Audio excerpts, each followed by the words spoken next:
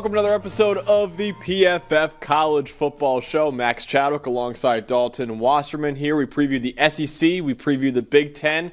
Now it's time for maybe our favorite conference, Dalton, the Big 12. It's the wildest of the Power 4 conferences, and even last year, a lot of these fan bases for these schools on the desk right here, they were some of our best fan bases of the entire year on our show, so I'm really excited to get into the Big 12 today. Absolutely, and you have so many teams involved because in the season of chaos last year, this was the most chaotic conference. It ended the regular season with a four-way tie. You had two of those teams, Arizona State and Iowa State, playing in the Big 12 title game. Arizona State picked last preseason in the conference, ended up winning it and going to the college football playoff, giving Texas a run in the quarterfinals, and it feels like this year, Max said, it's as unpredictable as it was last year, to the point where the Big 12 is not even putting out a preseason poll. They don't even want to bother making predictions because they know the chaos is coming. So I said this before, but the current favorite to win the Big 12 is Utah at plus 550. That's very long odds for the favorite of the conference. In fact, every other one of the conferences, the favorite is either plus 310 or lower. That just shows how wide open the Big 12 is. The current favorite has 5.5 to 1 odds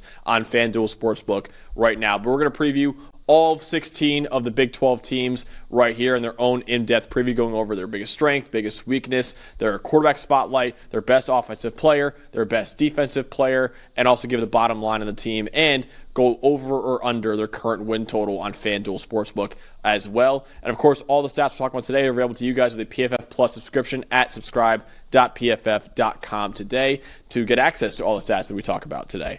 All right, Dawn, starting off with the Arizona Wildcats. Head coach Brent Brennan in his first year last year as Arizona's head coach. They weren't as successful as the 2023 season when they went 10-3 and finished number 11 in the final AP poll. That was actually their best season of the 21st century. Jedd Fisch left the program after 2023. Expectations were really high for them entering 2024. In fact, both Dalton and I picked Arizona to win the Big 12 last year because they brought back guys like Noah Fifita and Tedero McMillan and Takario Davis. All three of those guys were top 10 players in the country at their position.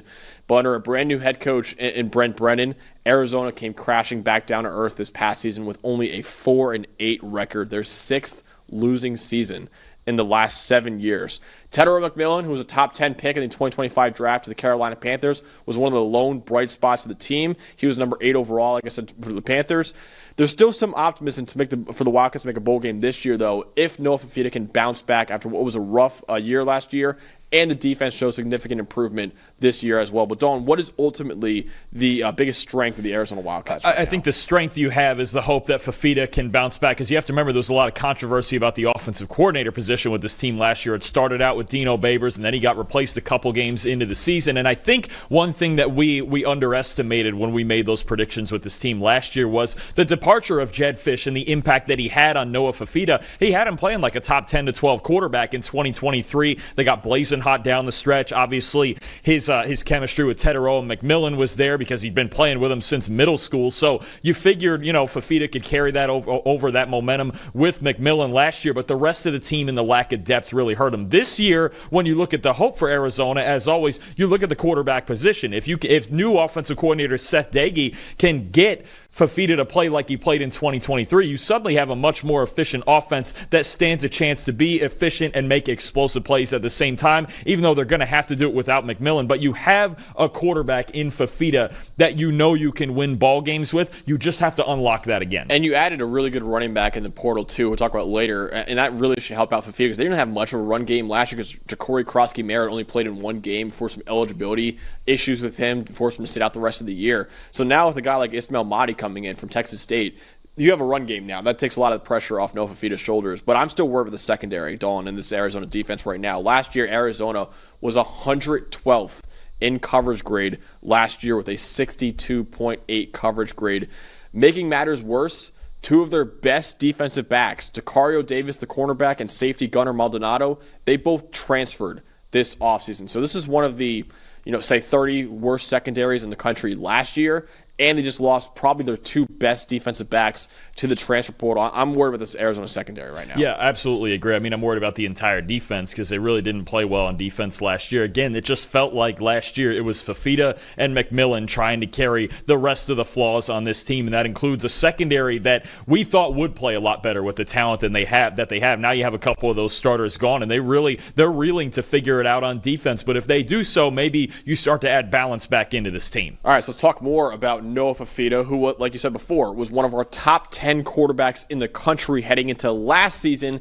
Didn't really perform as well this past year, but what should we know about him going into another year? Look, what Jed Fish did 2 years ago was get Fifita to play on time. Now, he's undersized, and he's a solid athlete who can run. He can make plays outside of the pocket. A little bit of that Kyler Murray comparison when you start to talk about how small he is, right? You're talking about a guy who's 5'9", maybe 5'10", and he's a playmaker back there. But Fish got him to play on time in 2023. Last year, that wasn't the case. He had a top 10 highest time to average time to throw rate in college football last season, and he was just improvising too much playground football. Need to get back to throwing the ball on time and accurately, and then make the sandlot plays when they're available to you. He's also going to have to figure out, okay, I have to read defenses now instead of just forcing the ball to a guy like Teteroa McMillan. So what you got last year was Fifita under so much pressure to carry this team, trying to improvise, trying to put the Superman cape on and do it too much. This year, Seth Dagey has to get him throwing on time, in rhythm from the pocket, and then they can set up everything outside the pocket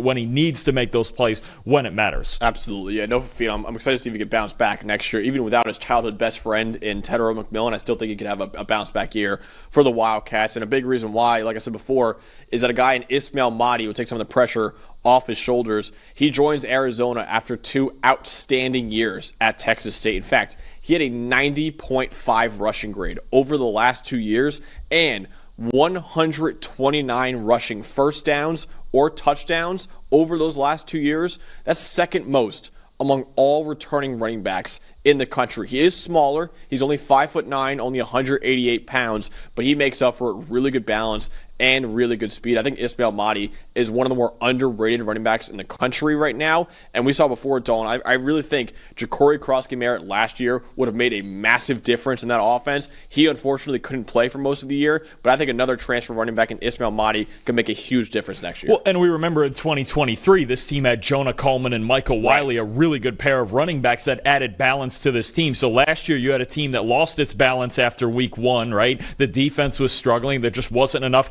complementary pieces and complementary football throughout this roster to support Noah Fifita and Teteroa McMillan, right? The lack of a running game, the lack of defense. Mahdi should be able to bring back at least that first part. All right, so let's talk more about the star defensive player for Arizona going next year. Yeah, look, they need to be better up front too, and I think that starts with a guy like Trey Smith, who's a big 6'5", 260-pound power pass rusher, right? He's really their best defensive player, returning 15.5% pass rush win rate last year is really good, and you're talking about, look, yeah, they got to help the secondary, but if all those pieces in the secondary are going to be gone, then they got to be better up front. They got some returners at linebacker, but I think Trey Smith, the outside linebacker, is going to have to make even more of an impact than he did last year. Had a solid impact last year for this team, but as a pass rusher, he needs to take that next step. He's a really good, again, 260-pound run defender, really good there. He takes one more step as a pass rusher, then you start to really think about this Arizona defensive line with him leading the way. Yeah, definitely. Good run defender, and like I said before, as a pass rusher, top 5 in the Big 12 in pass rush grade and pressures and pass rush win rate last year, and another transfer coming in from San Jose State, too. All right, Dalton, their win total is set at 5.5 right now. What is the bottom line for Arizona? And basically that win total says right there, will they make a bowl game or will they miss out once again? I think that is the question here. You think about, okay, there's a couple out-of-conference games they should win. I like them better than maybe a couple of teams. There's some 50-50 games on this schedule. I'm going to pick them to bounce back and go maybe 6-6. Okay. I think there's enough here that, look, I know they've lost some pieces, and last year especially, I think the turmoil in the coaching staff and the offensive coordinator situation really hurt them too, because they just never had an identity between the coaching situation and Crosky-Merritt, obviously only playing one game last year. But I think you're talking about a team that in a very balanced Big 12, should find a way to make a bowl game, or we're really going to have to evaluate what direction this program is going in, right? After a really disciplined, because they should have won a lot more games last year, even with the talent that they had. They should not have been going 4-8. So I'm going to take them. I think 6. I think a bowl game is within range, maybe 6. I think best case scenario 7 or up to 8 wins if Fafita gets back to the 2023 form. If not, we could see another season like last year. But I'll take him to squeeze into a bowl game, maybe around 6-6. Well, this is tough. It is. This one's a really tough one because I see some games that definitely should win. Obviously, Hawaii, Weber State, they play too. BYU could, with the whole Jake Retzlaff situation, could take a downturn next year. Oklahoma State's going to be one of the worst teams in the conference. The fun part about the Big 12 is there's a million. Every week's going to feel like all 50-50 games. Yeah. Right? These over-unders even, that we're going to be flipping a coin on a lot of them. I'll go under. I'm going to go under. I still, Brent Brennan, I wasn't the biggest fan of him when he was hired at Arizona. I didn't really love what he did at San Jose State either. So I'm going to go under for this team right now. I like Noah Fafita. I like some of the pieces they have on that offense. And Trey Smith's a good player on defense. But it is kind of an average schedule in terms of how hard it is for the Big 12. And there's still a lot of good teams on the schedule, too. They got to play like Kansas State. They got to play Arizona State. They got to play Iowa State, Colorado. Yeah, I'll go under for this team next year. I think it'll be probably around a 5-7 year for the Arizona Wildcats. Next up is their arch rival, the Arizona State Sun Devils. While it was a disappointing year for Arizona, it was not a disappointing year for Arizona State. In fact, after back-to-back 3-9 seasons, expectations were very low for Arizona State in 2024. In fact, they were picked to be the worst Big 12 team in the preseason media poll. They smashed all of those preseason expectations by winning the Big 12 in its first year as a member of the conference, and they took Texas to double overtime in the college football playoff quarterfinals. Their best season of the 21st century can largely be attributed to really 3 superstars on offense, and quarterback Sam Leavitt, running back Cam Skattebo, and wide receiver Jordan Tyson. Skattebo, of course, is now with the New York Giants, but both Sam Leavitt and Jordan Tyson come back, and they're 2 of the top 20 players in the country, 2 of the top 3 players at their respective positions going into next year, too. They got to get better up front on defense, but Arizona State should be one of the top contenders to win the Big 12 once again. Absolutely, and you talk about those 2 guys, Leavitt and Tyson, and look, for the first year and a half that Kenny Dillingham was the head coach, it was really about building the culture, building the attitude, and being a physical football team, especially on offense with Cam Skattebo. Now, that's still going to be the case with Kanye Udo and Kyson Brown in the backfield, but what you're going to be talking about now is Sam Leavitt and Jordan Tyson, and similar to their arch-rival Arizona Wildcats the year before when Fafita and McMillan started to tee off. Last year, it was Sam Leavitt and Jordan Tyson really finding a chemistry late in the season. Now, Tyson suffered a late season shoulder injury, missed the Big 12 title game, missed the playoff game against Texas. So who knows how far they would have gone with them, but it was a similar breakout down the stretch for them. They started to use Tyson on the outside more. So when you're talking about you have possibly a top 5 quarterback in the country and a top 5 receiver in the country, that's the foundation of your offense. They're going to look to get Tyson the ball as much as possible and then work around it from there. But these 2 guys give them a very high ceiling as long as the rest of the team executes. Yeah, Leavitt, my number 2 returning quarterback in the country. Tyson, my number 3 returning receiver. No other school in the country has a quarterback and receiver in the top 5 of both lists, let alone the top 3 of both lists. So you can argue it is the best quarterback wide receiver duo that we have in college football right now. Biggest weakness, I said before, is the pass rush. Only a 58.7 team pass rush grade last year, the 3rd worst pass rushing grade in the country. Arizona State only had a 25.5% pressure rate last year, the 2nd worst mark in the Power 4. And they really didn't do much in the transfer portal to address that issue either. So their returning starters in that defensive line really must dramatically improve in that area. Absolutely. I mean, that's the question we really have with Arizona State is within the trenches, I think, on the offensive and defensive lines. Right now, there's a lot of guys, like you mentioned, returning, especially this defense. I think they took a big jump last year. They played a lot better than the previous season. I think they could take another jump with a lot of the guys at all 3 levels they have returning, but that defensive line definitely needs to find more of a pass rush without blitzing. Otherwise, guys, they're going to be a team that's heavily founded on their coverage again like they were last year. Absolutely. Dalton, let's talk more about the best quarterback in the Big 12. That is Sam Leavitt. Yeah, so it starts with Sam Leavitt and the tools, right? He's got a huge arm. He can throw from a lot of platforms. He can throw within the pocket, outside the pocket. I think you're talking about a guy with NFL caliber arm strength first and foremost, right? Second of all, he's a really good athlete, and I think we saw it more and more as the season went on last year, especially in that Texas game with some of the ways he was escaping the pocket and scrambling for explosive runs. He was the only Power 4 quarterback last year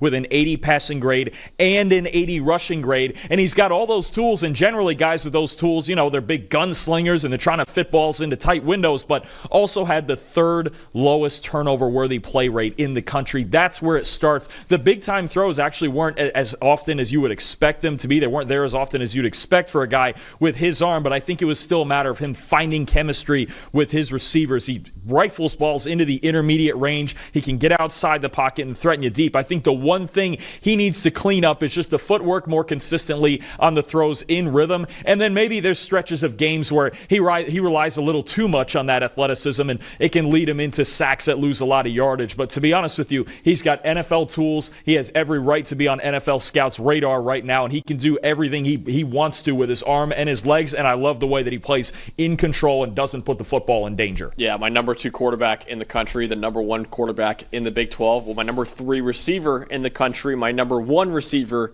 in the Big 12 is Jordan Tyson, his top weapon there. Massive breakout year for Tyson last year. 1,098 receiving yards as a redshirt sophomore. The only returning Power 4 receiver who had more receiving yards last year was Jeremiah Smith, who was the best player in college football. And something really clicked for Jordan Tyson, transferred in actually from Colorado in the second half of the season last year. In Arizona State's final 6 games of the regular season, Jordan Tyson led the nation with 729 receiving yards, and he was second in the Power 4 with over 4 yards per route run. He did suffer a shoulder injury, which ended his season, and he couldn't really play in the Big 12 title game or in the college football playoff for Arizona State. And Dawn, if they had Jordan Tyson in that college football playoff quarterfinal, again, they lost in double overtime, they might have beaten Texas and played Ohio State in the semifinal, honestly. You start to wonder about it, right? But that's how good that Jordan Tyson is people are talking about him like a potential top 10 prospect in next year's draft. We both like him, at least right now, as wide receiver 1 in next year's draft. I personally think he's the best intermediate route runner in the country. Reminds me a bit of Chris Godwin for the Tampa Bay Buccaneers. I think he's that type of player. So I think as long as Tyson stays healthy, if he recovers from that shoulder injury, and he showed us in the second half what he did last year, they could be a spectacular offense. Who is the star defensive player for Arizona State? Let's go with a veteran, a guy who's had an odd career. Free safety Xavion Alford, who did not play in 2022 or 2023, once due an injury, and then the NCAA's eligibility rules that are outdated at this point. There was the same issue with Ja'Cory Krosky-Merritt in Arizona last year, where wasn't allowed to play. So he was at USC previously, hadn't played since 2021, but he was the backbone of this secondary back there at free safety. 3 interceptions, 7 forced incompletions, only a 52 passer rating allowed into his coverage. And when you watch him, you don't see a whole lot of flashy plays out of him. He's just a guy who's fundamentally sound, and he is always where he needs to be. He's a guy that allows Arizona State to play single high, to defend the run with an extra guy in the box, because he's going to get where he needs to be. He's really good at reading a quarterback's eyes, and despite not playing for 2 years before that, he still has a lot of experience back there, and he's back for one more season in Arizona State's secondary. He's really the backbone of it, and everything in the secondary runs through him. Yeah, a 9% missed tackle rate last year, the second lowest among all safeties in the Big 12. I wrote down he puts a safe in safety. He's just a great way to put it. He's a very safe player, and that's a guy you want back there in your secondary too. All right, Dalton, the win total is set at 8.5 right now for the Sun Devils. So some sports books think they're going to kind of take a step back next year. Do you think it would be a step back for Arizona State? And do you still think this is one of the top contenders to win the Big 12? I think so. I think, look, this is going to be, it's a wide open race, but it would be pretty surprising if Arizona State was not in it at the end of the year, right? And I think you're talking about a pretty favorable schedule for them. 9 games is absolutely attainable. And last year we saw they started, were they 9-3 going into the Big 12 title game, and then, or were they 10-2? I couldn't remember if they won 9 or 10 games. They were last 9. They were 10-2, and then they won and then they lost. I think to think, okay, I mean, the big question then is Cam Scatterbo obviously graduating as a New York Giant now, and what's the run game going to look like? But I think what you could get out of Levitt and the run game, along with Udo and with Kyson Brown back there, and then the passing game being a little bit more explosive, because I think a lot of the explosive plays that they missed were just a matter of a lack of chemistry. Year 2 of Sam Levitt, year 3 of Kenny Dillingham in this culture, a lot of pieces on defense returning. I'm taking over 8.5. I expect this team, even if they don't make the playoff, I expect them to win at least 9 games. Yeah, I'm taking the over too. I think 8.5 is a little disrespectful for Arizona State right now. I think it should be like a 9.5 win total probably at least for this team right now. But yeah, I think you just look at what they have. And yes, I know Dalton and I did pick Arizona last year basically because of a quarterback and a wide receiver and Noah Fafita and Tedder McMillan. And we're kind of doing it this year again with Sam Levitt and Jordan Tyson. But that also, last year's Arizona team lost their head coach, Jed Fish.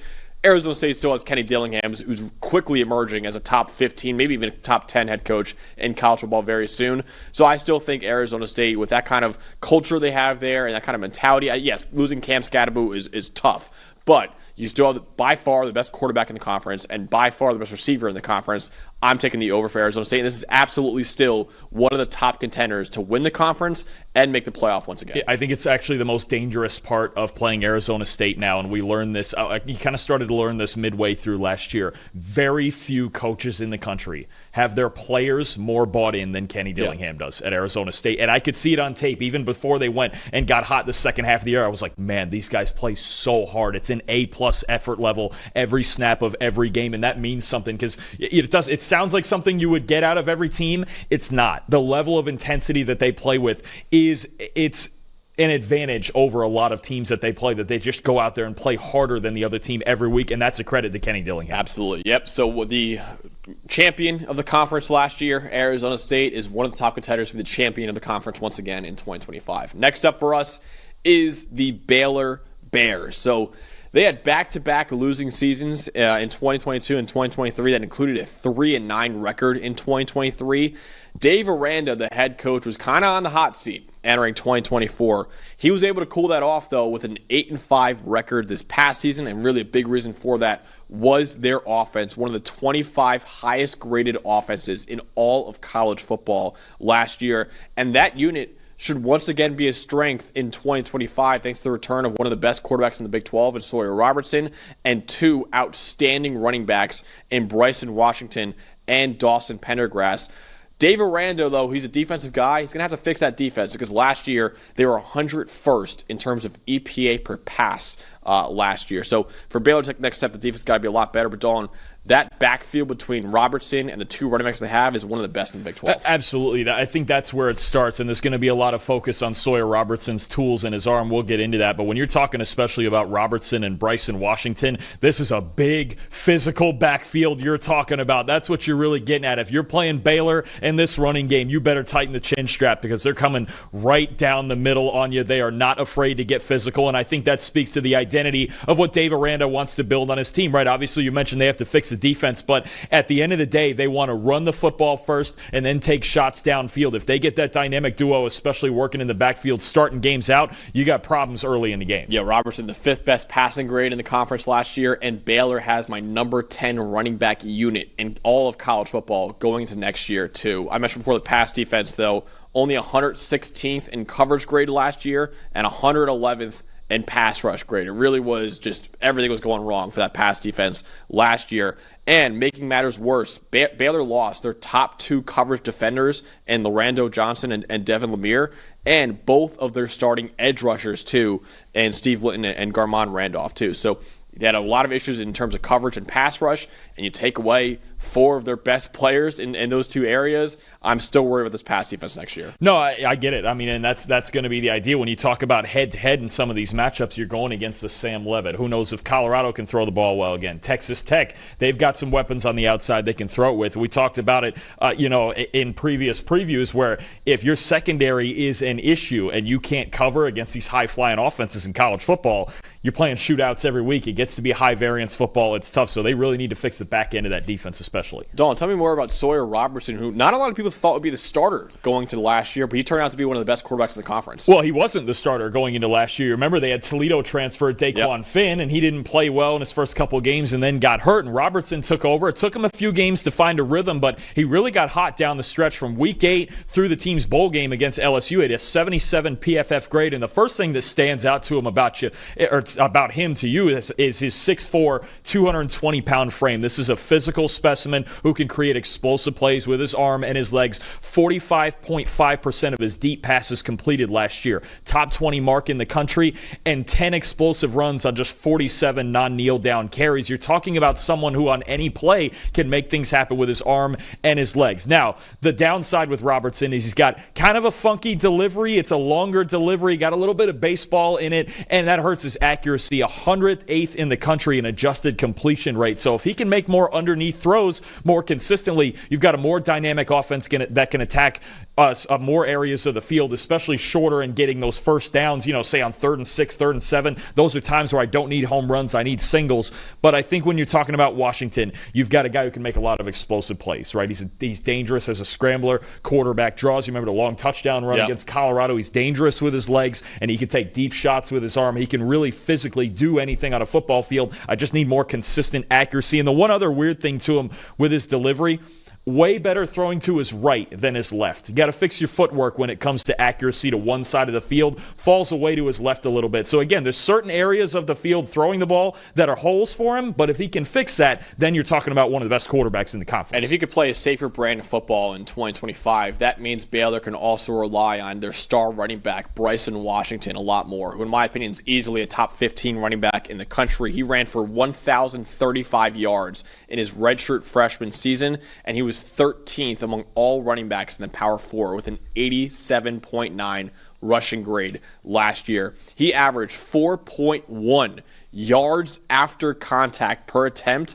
That was 12th among all running backs in the Power 4. He's actually more agile than you expect for a running back at his size, at about 6 feet tall. He has a very upright running style too. He's still more agile than you expect for that. He's easily one of the best running backs in the Big 12, and he and Dawson Pendergrass make up probably the best running back unit in the entire conference. They're going to be physical offensively. I think that's where it's going to start. They're going to run the football with that three-headed monster, and then they're going to take shots downfield. But it's going to start with that run game, and I think, again, that speaks to Dave Aranda. They're going to want to run the ball, and they're going to want to stop the run like we're going to talk about with this next guy. Who's the guy who's going to stop the run for that defense? One of the best defensive tackles in the conference, Big Jackie Marshall. And look, this is somebody who's 6'3", he's 290 pounds, he's versatile. And Max, honestly, it took me about 5 snaps to watch him and go, oh, I know who this reminds me of. Obviously, you remember a couple years ago, Brandon Dorless at Oregon with the Atlanta Falcons now. That's what it reminded me of. 290 pounds, stout run defenders, a little more to go as a pass rusher, but he led all Big 12 defensive tackles in pressures last year. 88.1 run defense grade. This is someone you can align anywhere on the line of scrimmage, and he's a brick wall. He's got strong legs. He can split double teams. He can stack and shed. Jackie Marshall's a guy who adds physicality and attitude to your defensive line, starting with the run game, which is so important in this conference with so many teams running up-tempo and wanting to run the ball, and especially in certain matchups that we're going to get into later on. But this is someone who sets the tone in the middle of Baylor's defense. Jackie Marshall's a name to watch, I think, both for this year and for next year's NFL draft. Absolutely, yeah. The most defensive stops among all Power 4 D tackles last year were 33 of them, and he had 28 pressures last year too, the most among Big 12 D tackles. Dawn, listen, rating every single college football player is an impossible task, so I give credit to EA for doing that. But I will say, Jackie Marshall is the 6th highest rated defensive player for Baylor. That should not be the case. He should be the highest rated one. Yeah, absolutely. He should be at least in the top 2 or 3, but probably the highest one. Yeah, he's a star. I think Jackie Marshall, very underrated player because of how good he is as a run defender. He's a really, really good player. Dalton, the win total for Baylor is set at 7.5 right now. What is the bottom line for this team, and do you think they will go over or under that win total? This is a hard one because they started out rough last year. They started 2-4, then they ripped off 5 wins, 6 wins in a row before losing to LSU in their bowl game. And you could see as they found a rhythm with Sawyer Robertson and this offense that they really started to figure it out. If this defense is any better, they can go over. I'm still not quite buying all the way. So I think this is a good number that's kind of in between. Are they one of the prime conference title teams or not? This is a hard. They're a hard one. Baylor's one of the hard ones. The other thing that concerns me, you've seen this out of their first two games, brutal. Home Auburn and at SMU. Yep.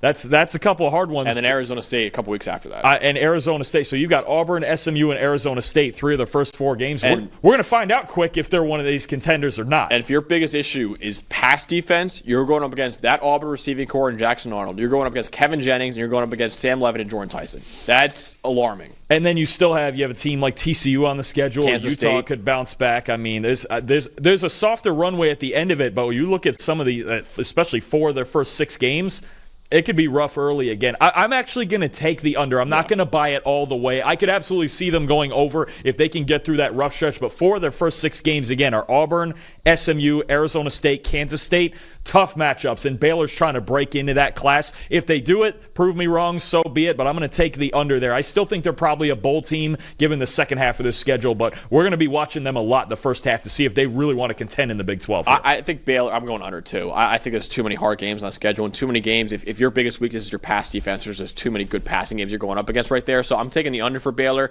Their offense should be one of the best in the Big 12 with Sawyer Robertson, with that run game too. But for them to compete at the top of the conference, their pass defense has get a lot better than it was last year, and I'm not so sure how much better it'll get since they lost a few key contributors and really add much in the portal either. So I'm going the under 7.5 for Baylor. I don't know about you, but I cannot wait for that first game against Auburn. It's a massive game. Both of those teams feel like they're in the same boat. Like, look, you have the talent to compete, but I need you to go do it. They're both walking into week 1 in the same state of the program. Absolutely love that game on a Friday night, too. Baylor and Auburn, that's going to be spectacular. Yep. All right, so we're both going under for Baylor, but it should still be a really fun team to watch in the Big 12 going into next year. Next up is the BYU Cougars. So BYU went 5-7 in their first year as a member of the Big 12 in 2023, rebounded in a major way this past year with an 11-2 record. They beat Colorado in the Alamo Bowl, and they finished number 13 in the final AP poll ranking. That was actually their best year since Zach Wilson's final year in 2020. And like that team, the 2024 version of BYU featured a quarterback that can make magical moments in Jake Retzlaff. However, he was forced to leave the program this summer. I should say he left the program this summer after facing a lengthy suspension for violating the university's honor code. The Cougars now basically have 2 months to figure out what their plan is going to be at quarterback with Retzlaff departing the program, which really makes it unlikely that BYU have similar highs as they had last year.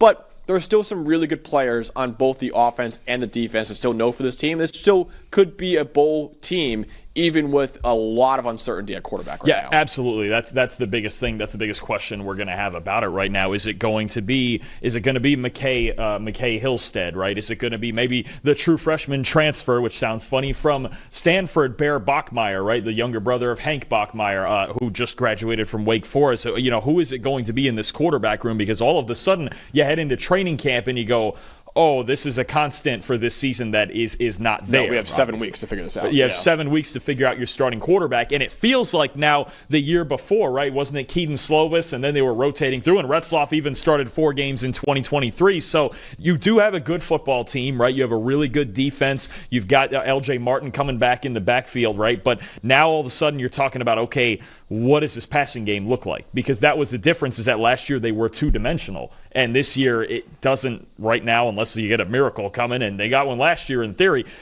Who is it going to be throwing the football? What is their biggest strength of BYU right now, though? Well, you're looking at their defense, and specifically their run defense. And, I mentioned last year in the Big 12 race all throughout the season, whichever team could find a way to stop the run was going to be able to compete in the Big 12. And you're talking about a team that was top 25 in it last year, and now you're bringing back several good players in that run defense. Isaiah Glasker and Jack Kelly at linebacker, Logan Latui on the defensive line. This is a team that Kalani Sitake has really gotten playing physical football. They do want to run and stop the run. They aired it out a little bit more last year with Retzlaff and those receivers, but at the end of the day, they want to win in the trenches. They want to win by stopping the run first and then controlling the game with their offense and seeing where they can complement things with their run game.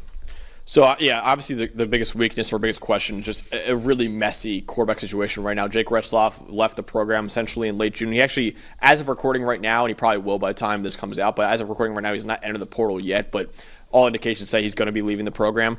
So only a couple months to figure out who your quarterback's going to be. Redshirt sophomore McKay Hillstead, redshirt junior Tracy Bourget, true freshman Barrett Bachmeyer. Hillstead is the favorite right now to win the job. He had a 68.7 passing grade as a true freshman in 2023 at Utah State on 193 dropbacks, but just like I said, this is not an ideal situation for BYU to be in. It's one thing to lose your quarterback and have an entire offseason to figure out who your next guy's going to be. It's another thing when you lose your quarterback in the summer and you have essentially 2 months to figure out what you're going to do at quarterback after that. But Dalton, tell me more about the current favorite right now to win the job. It was still a wide open race for that quarterback battle, but right now the current favorite for most people is McKay Hillstead. So Hillstead, he's undersized. He's 5'10", 195. And to me, when I watch him, he's a lot like Maddox Madsen over there at Boise State, where he's got to throw the ball on time. He's got to have a stable, clean pocket to work with so he can set his feet, step into the throw, and make, look, he had a 6% big-time throw rate in 2023, which is pretty good, especially considering he doesn't have a huge arm. But that's what I think about. If you can protect him,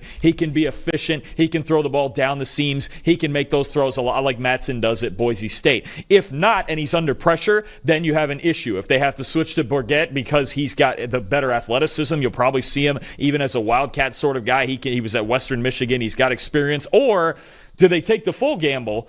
And do they go and play the true freshman that they got from Stanford this spring, Barrett Bachmeyer, who was a 4-star recruit, was at Stanford for the spring and then transferred out and went to BYU? And we have to wonder if Bachmeyer knew the whispers about how this all was going to go down. Now, I'm not trying to put any conspiracies out here, but if you have a 4-star true freshman that just went to your program on a whim, essentially, after being at another school in the spring, you have to think about it. But Hillstead, that's what I think about. If he's got a clean pocket, he can be quick and accurate, make efficient throws, especially down the middle of the field. But it's going to be a wide open competition between all three of these guys. It's going to be a wide open one. I'm sure a lot of BYU fans are anxiously awaiting Ryder Lyons to enter that program, a 5-star quarterback who committed to BYU very recently. I don't think he'll actually get there until 2027, considering I think he's doing a mission trip after he finishes up high school, but 5-star quarterback joining BYU very soon, so there is some hope on the horizon for BYU football very, very soon, but not for a couple of years at least. But Dawn, they have a really good receiver in Chase Roberts we've got to talk about here. Chase Roberts, one of the better receivers in the Big 12 last year. He was 7th in the conference in both receiving grade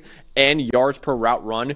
He is 6'4". He takes full advantage of that size. He had 14 contested catches last year. The only one who had more was a top 10 pick in Tedro McMillan among Big 12 wide receivers.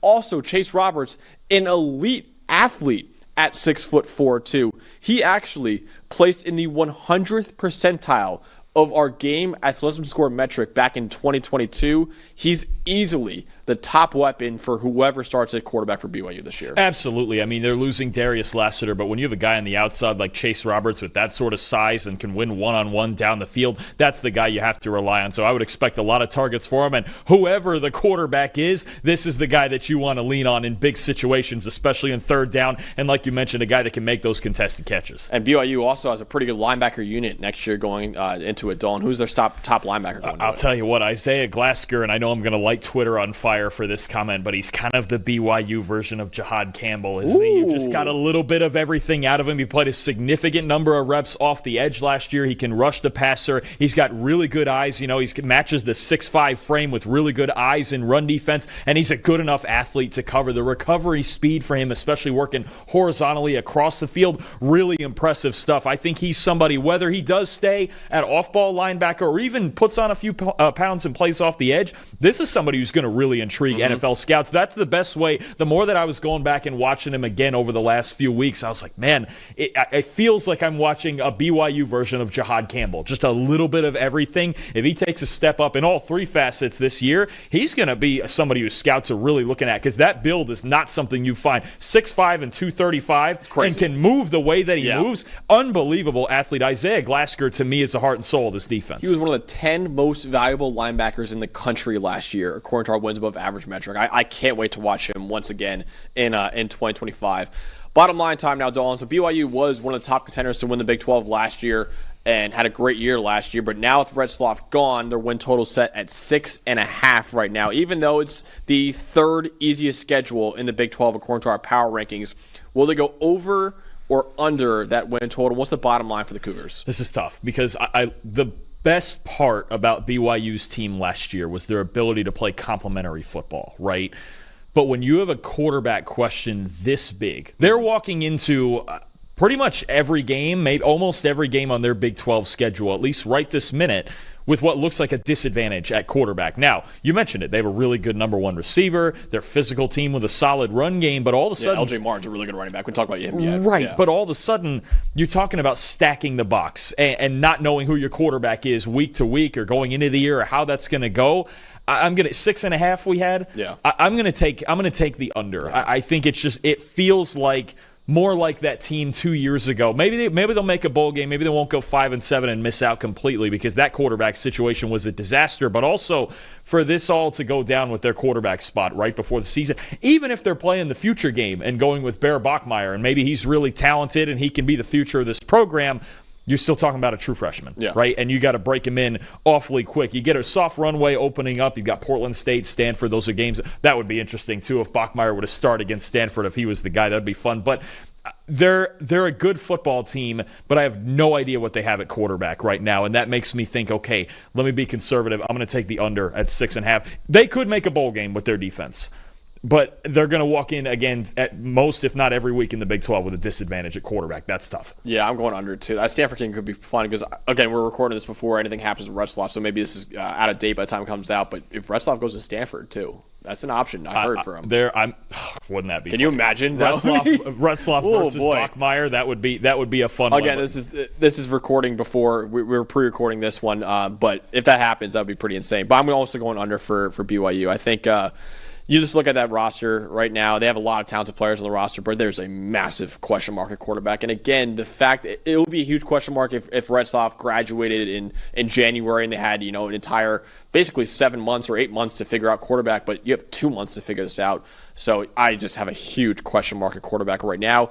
They could make a bowl game because they have so much talent on both sides of the ball still. But when you have a question at quarterback that massive, I don't know if there's a bigger one, honestly, in the entire conference than BYU has right now.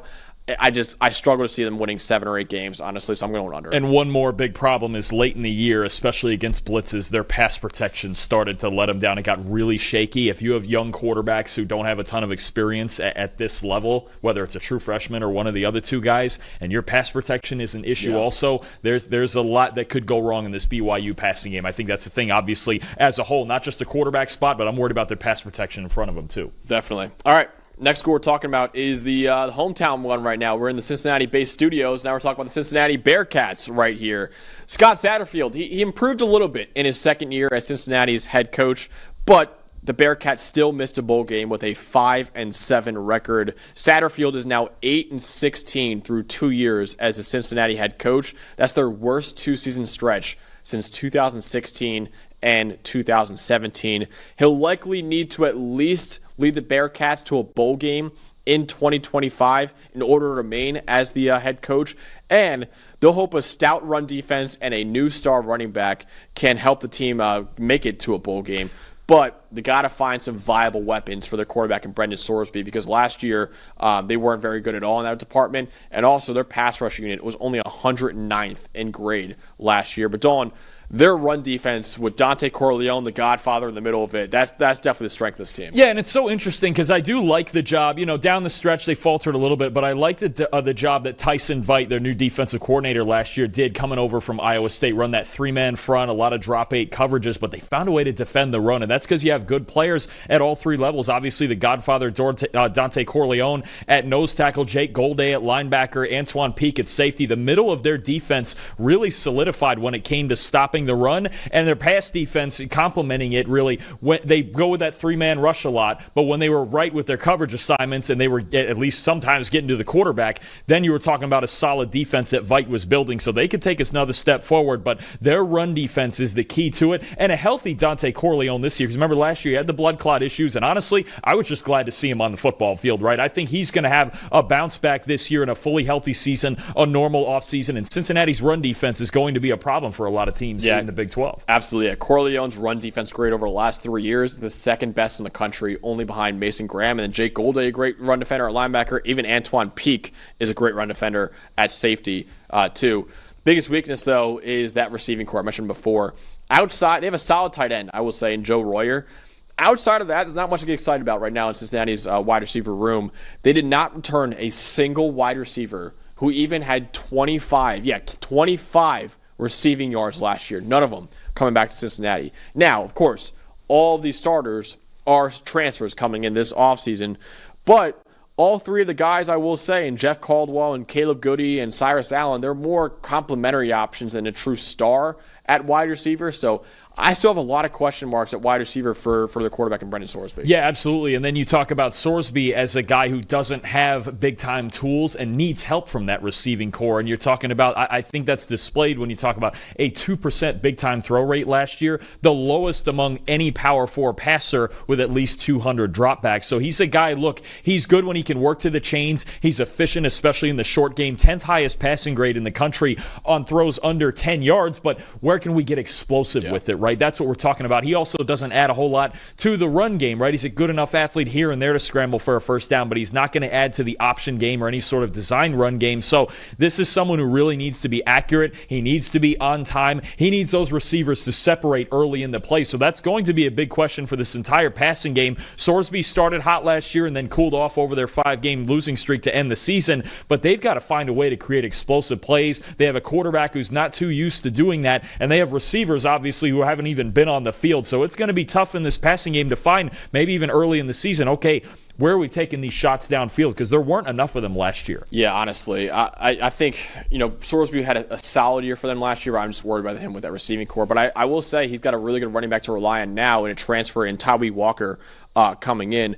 Walker forced to miss tackle on 27% of his attempts over the last 2 years, whether it be at Wisconsin or Oklahoma. That was top 20 mark among all running backs in the Power 4. 86.3 rushing grade over the last 2 years, top 40 mark among all Power 4 running backs too. Bruising running back at 5'9", 218 pounds. He pinballs off of defenders, and I think he's one of the more underrated running backs in the country. I'm excited to see what he could do as really kind of the lead guy probably in that backfield. For sure. Did good work at Oklahoma, did good work last year at Wisconsin, and look, this offense is going to want to run the football a lot. They still have a solid offensive line, especially in the interior, but again, with the lack of explosiveness in this passing game, they're going to need to run the football. They're going to have to play ball control, and honestly, Brendan Sorsby's a ball control quarterback anyway, so that's what they're going to try to do, run the football with Tyree Walker, and then control the clock and get enough first downs in the passing game, keep yourself in manageable situations to keep yourself in it. Absolutely. Don, who is the star of that defense, our guy here? Well, we have to talk about the Godfather, right? Dante Corleone. And look, across 2022 and 2023, this was the highest graded defensive tackle in the country. And you're talking about a guy in those 2 years had a 93.1 run defense grade. You want to run in the A-gaps against Cincinnati? It's not going to happen. Find a way to get outside because the Godfather is there. He's 6'1". The pad level's hard to keep up with. He's got huge legs. He can take on double teams. He's really the engine of this run defense. And last year, the grade, you know what? Even all things considered, Max, a 73 PFF grade when he didn't even get to practice until after the season started. That's still really good stuff. And in his first year playing Big 12 football, right? So you're talking about a guy who really gets a normal offseason, played at an elite level in 2022 and 2023. He really needs to be the engine of this front seven, especially in run defense. If Cincinnati can run the ball and stop the run, then they're going to stand a chance a lot of weeks. And on defense, that starts with Corleone right in the middle over the center. Yeah, and obviously last year wasn't a great year for them, but it is worth mentioning. He was treated for blood clots in June of last year. He could not resume football activities until week 2 of the season. So it's understandable why he still had a 73.3 PFF grade. It's actually pretty solid given the circumstances for him last year. But that's why his grade kind of dipped last year. Dalton, he has been one of my top 10 defensive tackles entering the 2023 season, entering the 2024 season, and entering the 2025 season. 3 straight off seasons where I've considered Dante Corleone a top 10 D tackle in the country. Just shows how good he's been over the course of his entire career at Cincinnati. I can't wait to see what he can do in his final year for the Bearcats.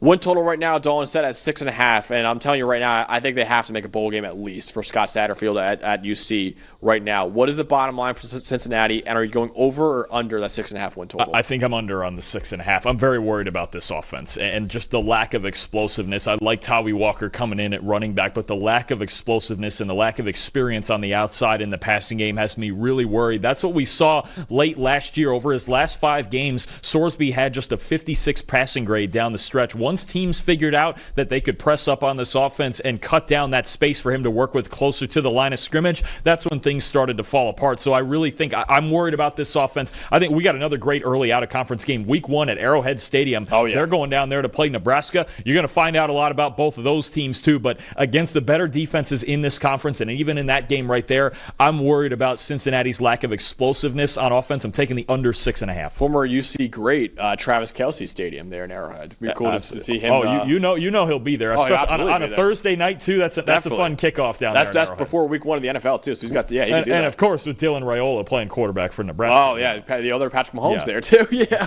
that'll be fun. I'm also taking the under on Cincinnati. I'm really worried about that passing game too, like Dalton said, and they can make a bowl game. I'm looking at the schedule right now. It's certainly feasible that they can make a bowl game next year, but I don't know about more than 6-6. So I'm going the under 6.5 too. I think it's a make or break year for Scott Satterfield. If they don't make a bowl game once again, Cincinnati could be looking for a new head coach after that. So our breakdown of the Cincinnati Bearcats. Next up, the fan base that was probably the best to us in 2024, that is, of course, the Colorado Buffaloes. It was an incredible year for Colorado last year. So they went 4-8 in 2023, which was still actually an improvement from their 2022 season where they went 1-11. But Colorado really lived up to the hype this past year with a 9-4 record. They were number 25 in the final AP poll, which is their best season since 2016. Wide receiver / cornerback Travis Hunter had the greatest two-way season we've ever seen in college football, and he won the Heisman Trophy because of it. And it was actually their second ever winner of the Heisman Trophy, and the first time since Rashaan Salam 3 decades ago for Colorado with that Heisman Trophy winner. Hunter, of course, the number 2 overall pick in the draft to the Jacksonville Jaguars. Shedeur Sanders going to the Cleveland Browns, too. Both of those guys are the NFL. This is a brand new era of Colorado football without those 2 guys under Coach Prime. Their pass defense will certainly miss Hunter, but it's still actually a strength for Colorado going to next year. Colorado's passing game on offense, though, without Hunter and Shedeur Sanders, that's where you start to have a little more concerns for the Buffaloes right now. But, Dalton, what is the strength of the Colorado Buffaloes next year? I think you just mentioned it. You lose Travis Hunter at corner, but you still got a good group returning in the secondary. You have DJ McKinney on the outside. You have Preston Hodge, who made a lot of big plays in the slot for him last year after transferring over from Liberty. Carter Stoutmire is, I think, a good player at safety who played well for him, kind of in a part-time role last year, and then he played more as the season went on. So I think you have a really good core in the secondary, and then some guys returning on the defensive line when you talk about Arden Walker, who led the Big 12 in pass rush win rate, Sam Okunlala, who played solid last year. They're really excited about the Alabama transfer D-tackle Jaheim Otis coming in. So I think when you look at this pass defense, it was really the case last year where if you wanted to beat Colorado, you had to beat them running the football. The run defense was solid, and then there was a couple of games against Kansas and Kansas State that let them down. But it's really going to be, of course, with Deion Sanders as your head coach and Robert Livingston as your defense coordinator, driven by the secondary and coverage. And then if the pass rush is even more consistent this year, you got a dangerous pass defense even without Travis Hunter that you're working with. Absolutely. So, yeah, they're going to miss Hunter on defense, obviously, but they have a lot of talented players there. They're going to miss him far more, I think, on the other side of the ball. Caden Salter is certainly more mobile than Shedeur Sanders, but he pales in comparison as a passer, I would say. Only a 75.7 passing grade at Liberty last year. By comparison, Shedeur Sanders had a 90.5 passing grade at Colorado last year. The Buffaloes also must replace their top 4 wide receivers from last year, which includes Heisman Trophy winner Travis Hunter, too. So there are some question marks both at quarterback and then that receiving core right now. But, Dawn, big question mark at quarterback. Colorado brought both quarterbacks to Big 12 Media Days in Caden Salter and true freshman Julian Lewis. You never see true freshmen go to Big 12 Media or to go to Conference Media Days. He was there with Colorado, and Deion Sanders came out and said, the reason why they're both here, I don't know who's playing quarterback for me this year. So we're talking about Caden Salter a little more in depth, but also I want you to break down Julian Lewis for us because we might see both these guys for Colorado next year. So the biggest story of this season is going to be what style of offense does Pat Shurmur want to run? And let's start with Salter and what he's done the last couple years at Liberty. Caden Salter is a lot like actually his Liberty predecessor, Malik Willis. He's got a huge arm, even for a guy with kind of below average size, and he's He's an explosive runner who can make people miss. 66 explosive runs over the past 2 years, tied for the most among FBS quarterbacks. So you're talking about a guy who's a dual threat. Now, stylistically, what you're getting into is a Colorado team who ran the ball at the second lowest rate in the entire country last year, compared to Liberty, where Salter's coming from, that they ran the ball at the 7th highest rate in the country last year. So Salter excels in play action, being able to take deep shots. I mean deep shots down the field. You're talking about 50, 60, 65-yard shots with the big arm that he does have, and he can make plays outside the pocket. Sometimes holds the ball a little bit too long because plays a lot of that sandlot football, but that's the question. If Salter's their quarterback, how in the world does Pat Shurmur adjust this offense so quickly to his strengths? Because essentially, he's the anti-Shedeur Sanders, where everything's going to happen from the pocket, and it's on time, and it's accurate, and that's what you want, right? Salter is an athlete. He's got a big arm. He's got big-time feet, but he's not always going to make the most accurate throws from the pocket. Where do we adjust there? Now, if it's the true freshman Julian Lewis, he's a lot more like Shedeur. Doesn't have huge size or a huge arm necessarily, but he's urgent, he's on time, he's accurate. You can even see it in his high school tape why Deion Sanders would want him as the successor, the long-term successor, I should say, to Shedeur Sanders, because it's the same type of urgent rhythm passer in the pocket. He's got good vision. He's got a quick release. And they say he's been playing really well in practice, and even Shadeur's been hanging around for some of the practices through spring practice. But I think you have two different style of quarterback, and that's really going to be the biggest thing, is what do they feel like they can win with? Can they put enough in this offense for Salter to succeed with his mobility, or do they need the same style of passer as Shedeur, and do they have to go with Julian Lewis? This is really now, especially since Coach Prime has said it out loud, this is kind of a fascinating quarterback battle that I'm not sure we totally thought we were getting. We were kind of assuming Salter, as the veteran with 2 previous years of starting experience, was just going to get the job because he's a senior. That may not be the case. We're going to find it out on the practice field and then through the season. And Case Salter had a really good year in 2023. It wasn't as good in 2024, but in 2023, an 88 PFF. He got Liberty to the New Year's Six. I mean, They were playing Oregon in the Fiesta Bowl. It's not like he did nothing. They would have been in the playoff if the 12-team playoff was that year. This is not an average football player. No. I think, to me, it's not Salter's ability that's the question. It's the fit and what Pat Shurmur is going to do with a guy who's essentially the polar opposite of what Shedeur Sanders was. Absolutely, yeah. So it does say a lot, though, when Deion Sanders brings both quarterbacks to media day, and one of them being a true freshman too. That says a lot, I think, for that quarterback battle going into next year. So it's going to be a wide open one for Colorado. Whoever quarterback is, though, they will have one of the best blindside protectors in the country protecting them in Jordan Seaton. He was the 5-star recruit, the number 1 tackle coming out of high school, and he immediately showed why in his true freshman year. A 75.3 pass blocking grade, over 13 points higher than any other true freshman tackle in the country. In a 7-game stretch from week 3 to week 11, he was one of the best tackles in America. 85.5 pass blocking grade, no sacks allowed, only 1 hit allowed on 317 pass blocking snaps. He's already one of the best pass blockers in college football at only 19 years old, a very high ceiling at the position. And Dalton, he played his freshman year at a very light 285 pounds. He is now up to 330 pounds. That is legitimate NFL size for the position. That's 45 pounds heavier than what he played at last year. I think Jordan Seaton right now is the favorite to be OT1, not only in college football going into next year, but OT1 in the 2027 NFL draft. Yeah, as long as his quickness stays with all that extra weight on him and what he showed you in pass protection last year, man, oh man, the sky's the limit. There's a reason he was the number 1 tackle recruit in the country last year, started right away as a true freshman, took him all of 2 games to get acclimated to college football life, and then he was one of the best pass blockers in the country. He's a cornerstone for this entire team, absolutely. What I'll say for him, too, as good as Shedeur Sanders is, he's not the easiest quarterback to block for either, with how long he holds on the football and how often he breaks pockets. So for a true freshman at left tackle in a Power 4 conference to block for a quarterback like that and still be that good, that shows a lot at how good Jordan Seaton actually is. Keep in mind, Colorado threw the football as much as anybody in the country, and it wasn't play action. It was a lot of screens, but it wasn't play action and just all sorts of things to help him out. They were dropping back, taking 5-step drops, and throwing the football. You talk about true pass sets here at PFF. Not many players did more of them last year than Jordan Seaton, and he still excelled as a true freshman. Absolutely. So, Dalton, they lost, obviously, their superstar corner in Travis Hunter, a first-round pick at the position, but they have another potential first-round pick at the position at corner this year. Well, of course. It's a team coached by Deion Sanders. Of course they're going to have really good corners. He might be the greatest corner of all time, but you talk about a guy going into his second year at Colorado after transferring in from Oklahoma State.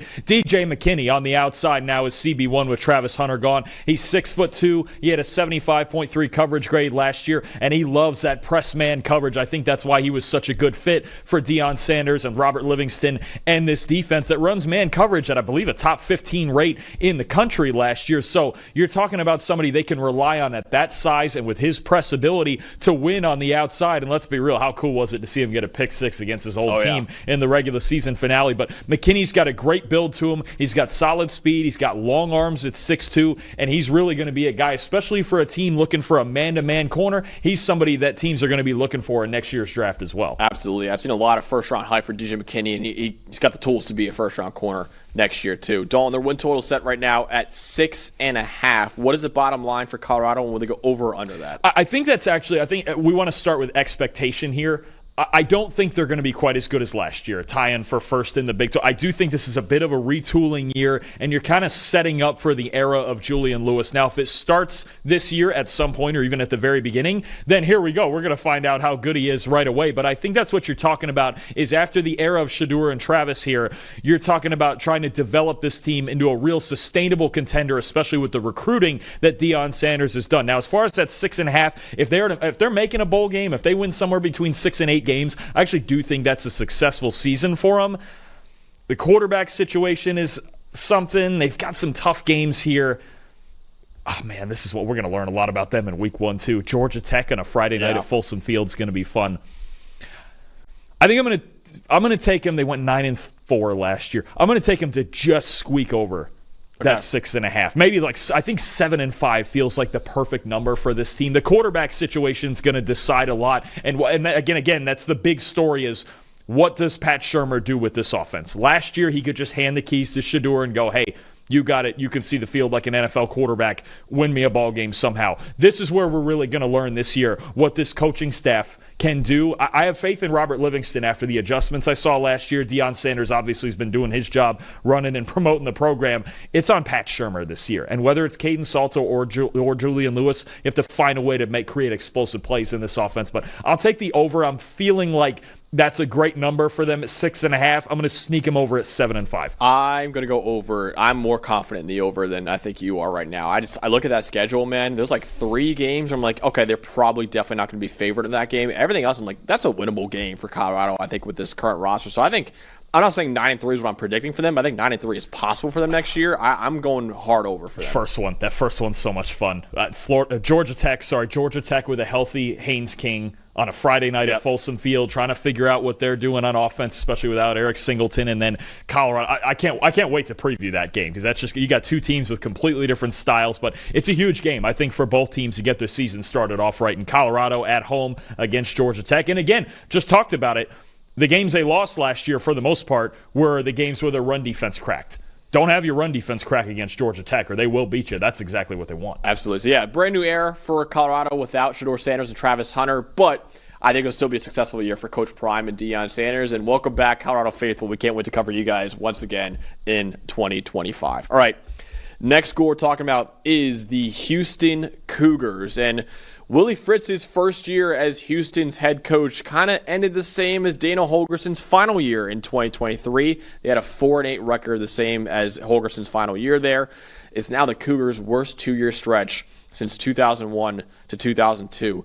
Their defense was one of the 35 most efficient in terms of EPA per play. The offense completely tanked the year last year for the Cougars. Houston was the Power Four's least efficient offense in terms of EPA per play and was the fourth worst in the entire country. The good news is Houston completely revamped that side of the ball in the transfer portal. You saw that guy on the screen right there. It wasn't a mishap in the graphic by Eli. Ball State transfer Tanner Koziel, one of the best tight ends in the country. He's now with the Houston Cougars. So they have a lot of new players on that side of the ball, and only really 2 returning players on offense are expected to start for their offense. The other 9 players are incoming transfers. The bad news is, for a pretty good defense last year, 6 of their 7 highest graded defenders in 2024 left the program. So, Dawn, ultimately, though, what is the biggest strength of the Houston Cougars? Well, what you're hoping for, the hope is, after they couldn't throw the football at all last year with Donovan Smith and with Zion Chris, is that Connor Wigman comes in as a guy who's had some success in the SEC, and a guy like Tanner Koziol comes in from Ball State, one of the best tight ends in the country, and centered around those 2 guys, and maybe some other, obviously the transfers on the offensive line, where we're going to be seeing how they can pass protect, but can they throw the ball this year? Can they improve in the passing game? They were one of the worst passing teams in the country last year. Even the games that they won, it was generally because of their run game. So it's a theory right now because there's a lot of new pieces and they're all trying to come together. But Wigman and Koziol and then maybe some new receivers out there on the outside, that they can improve in the passing game. Not a guarantee, but that is the hope, that they add some balance to this offense. Yeah, definitely. I think the biggest weakness, I would say, for that team right now is probably on the other side of the ball is the pass rush. Houston had a 60.9 pass rush grade last year, the 5th worst in the entire country. They do have 2 returning starters on the defensive line in Carlos Allen Jr. and Brandon Mack II, but each of them had sub-60 pass rush grades last year. Appalachian State transfer Joshua Donald only earned a 63.5 grade, pass rush grade at defensive tackle as well. Really, the one bright spot maybe for this unit is another transfer from FIU at edge defender Eddie Walls III. He had a 91.3 pass rush grade on true pass sets last year. That was 8th among all edge rushers in the country. So yes, Eddie Walls III is a really exciting pass rusher for them at edge defender, but other than that, it was a struggling pass rush team last year. It could be a struggling one once again. And that is someone to be excited about, that despite their record, FIU had a really good pass defense last year on their D-line and on the back end. They just had a lot of struggles on offense, so that is someone to be excited about with the pass rush. But you're absolutely right. They got to figure some things out on defense, especially with the transfers in the secondary that they lost between Jeremiah Wilson and A.J. Halsey, both going to big-time schools in Florida State and LSU. They got a lot to figure out on that defense as well. This is a full-tilt rebuild that Willie Fritz is trying to put together, and that defensive side just as much as the offense. So they have a brand new quarterback, Dalton, and Connor Wigman, who actually entered the year last year for our lead draft analyst Trevor Sikkema as the number 1 quarterback prospect in the 2025 NFL draft. And obviously did not really go to plan last year. He lost his job at Texas A&M to Marcel Reed. What should we know about the former 5-star recruit? So you have a talented guy with a big arm, former baseball player, right, who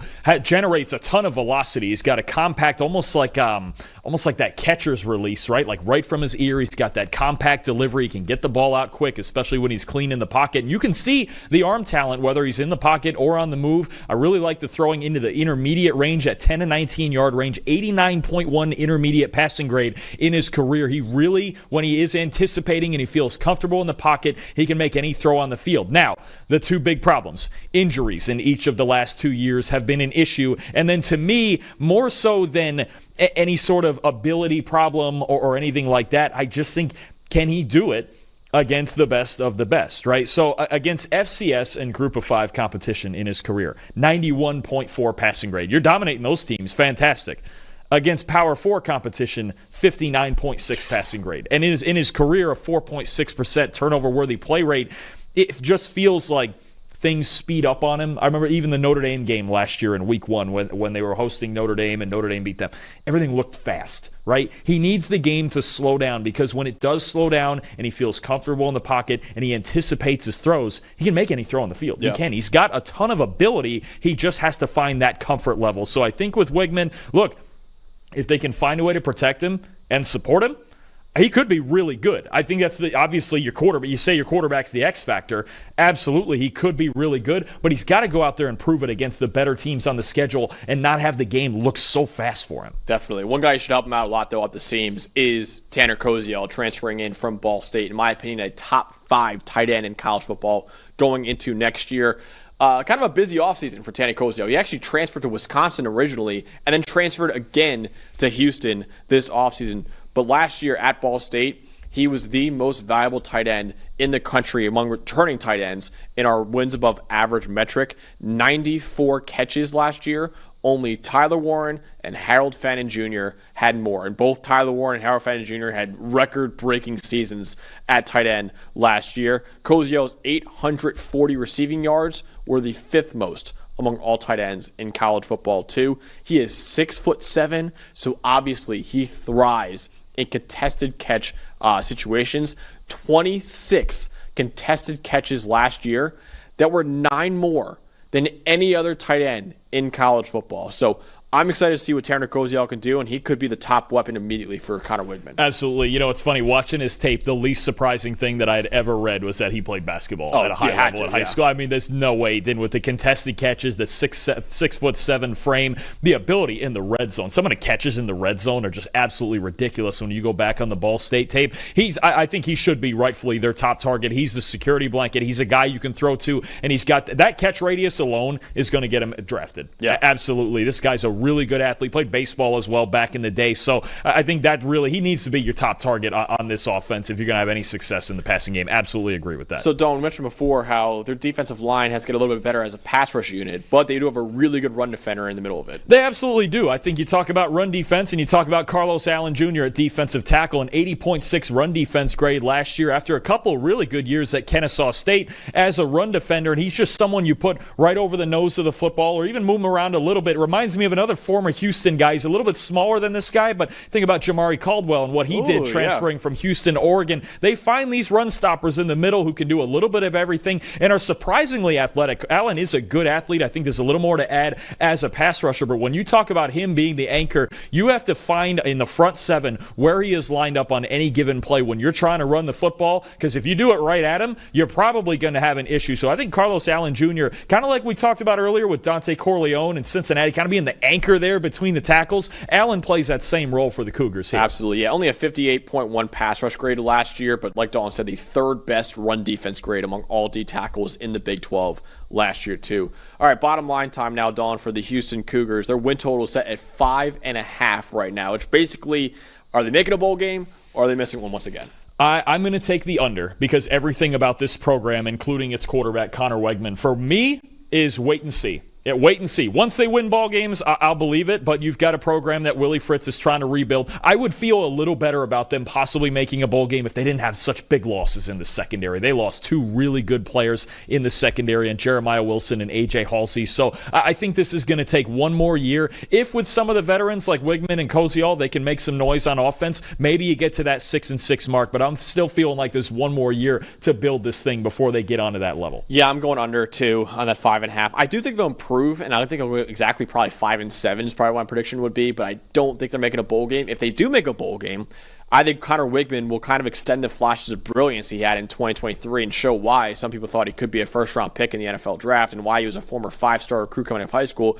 It all kind of hinges on him, right? Is he a recruiting bust, or in a new situation in Houston and easier conference too in the Big 12 than the SEC, will he actually show why he was such a highly touted kid coming out? That's kind of the big question mark right now. If he does play a lot better, Houston could absolutely make a bowl game next year. But if not, they lost so much defensively too. I'm going to say under right now, and they just missed out on making a bowl game. So that wraps up our preview for the Houston Cougars. Up next is the Iowa State Cyclones.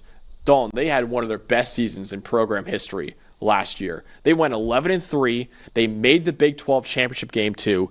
That was 2 more wins than Iowa State's ever had in any of their seasons prior, and their number 15 final ranking in the AP poll was their second best finish in program history.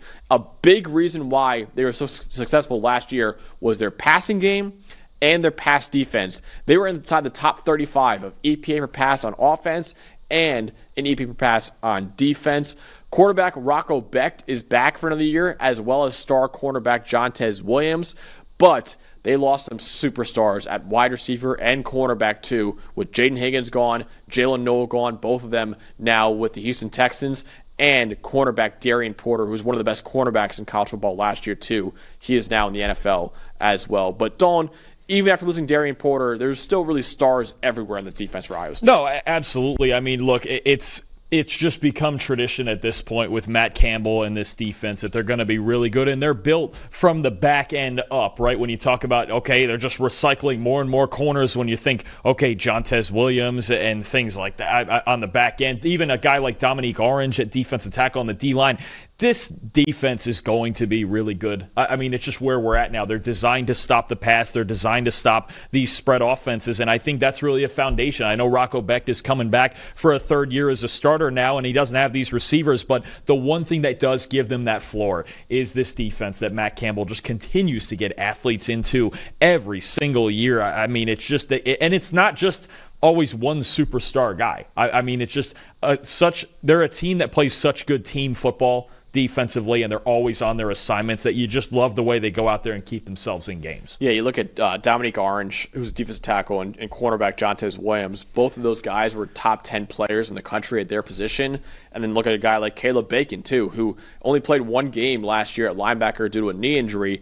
The year before, though, in 2023, he led all Power 5 linebackers with a 91.3 run defense grade last year. So, like I said before, they have stars, defensive line, linebacker, and secondary. Campbell's probably, in this world of the transfer portal and NIL and all this, probably the next closest thing you have to Dabo Swinney when it comes to player retention and building depth through just his own recruiting base. This is not a team that relies on the transfer portal a lot. They only bring in a handful of guys every year, and his goal is to retain as many players as possible and to build that depth and chemistry from within. So it's something that makes their program unique, and it's still working for them, especially on the defensive side. Yeah, they have a lot of stars on that defense, and a big reason why they went 11-3 last year was that defense and that secondary, and with guys like Jontez Williams and Dominique Orange coming back, they should still have a really good defense. Now, my question mark probably for Iowa State this year, Dalton, is can Rocco Becht shoulder the load offensively for this team? Because you look at it, they were one of the 25 most efficient offenses in the country last year in terms of EPA per play, but it was largely due to their two star receivers in Jaden Higgins and Jalen Noel. Now they're both gone, both of them actually ironically drafted by the Houston Texans, one of the cooler stories of the 2025 NFL Draft. Rocco Becht is going to be forced to carry this offense a lot more as a redshirt junior, and there are reasons to be a little pessimistic about that, right? Because he had a sub-70 passing grade in 2024, even with those two really good wide receivers. And the Cyclones lost not only their two top receivers, but also their top two offensive linemen are also gone from that team. And they were the 8th worst unit in the Power 4 with a 59.2 grade. So I have some questions about just how much Rocco Becht can actually carry this offense next year. Yeah, absolutely, especially for me, the receiving core, when you talk about losing Higgins and Noel, who is going to step up? Is it going to be Eli Green, who transferred in last year from North Dakota State? Is it Chase Soule, who's coming in from East Carolina? Is it Xavier Townsend from UCF? Who is it going to be that steps up on the outside? Because for as much as we love their defense, right, and they even have a good pair of running backs that I like in Carson Hansen and Abu Sama, who can do a lot of things in the ground game, who is going to replace all of that production from one of the best pairs of receivers and probably a top 5 pair of receivers in college football last year? And you saw them both as day 2 picks, like you mentioned, to the Houston Texans. So Rocco's got to be safer with the football, and he's got to make better decisions because he's not going to have, we don't think, two superstars like that to rely on this year. Tell me more about Rocco Becht in this quarterback spotlight right here. So this is fun. The son of Anthony Becht. What is it? There's so many times where when he gets hot, he's really good. I mean, you can, especially down the seams, down the middle of the field. You see that right there the last 2 seasons. 93 passing grade on deep throws, 31 big-time throws on deep throws. He's kind of a gunslinger is what he is. And there's times where you go, man, he can attack the middle of the field. He can really hit those deep crossers, deep over routes. And even last year started to use his legs a little bit more as a rushing threat to pick up more first downs when the team needed him to scramble. But the biggest thing for me is the times when there's too much gunslinger and just making decisions, especially late in plays, that I don't need 20 turnover-worthy plays.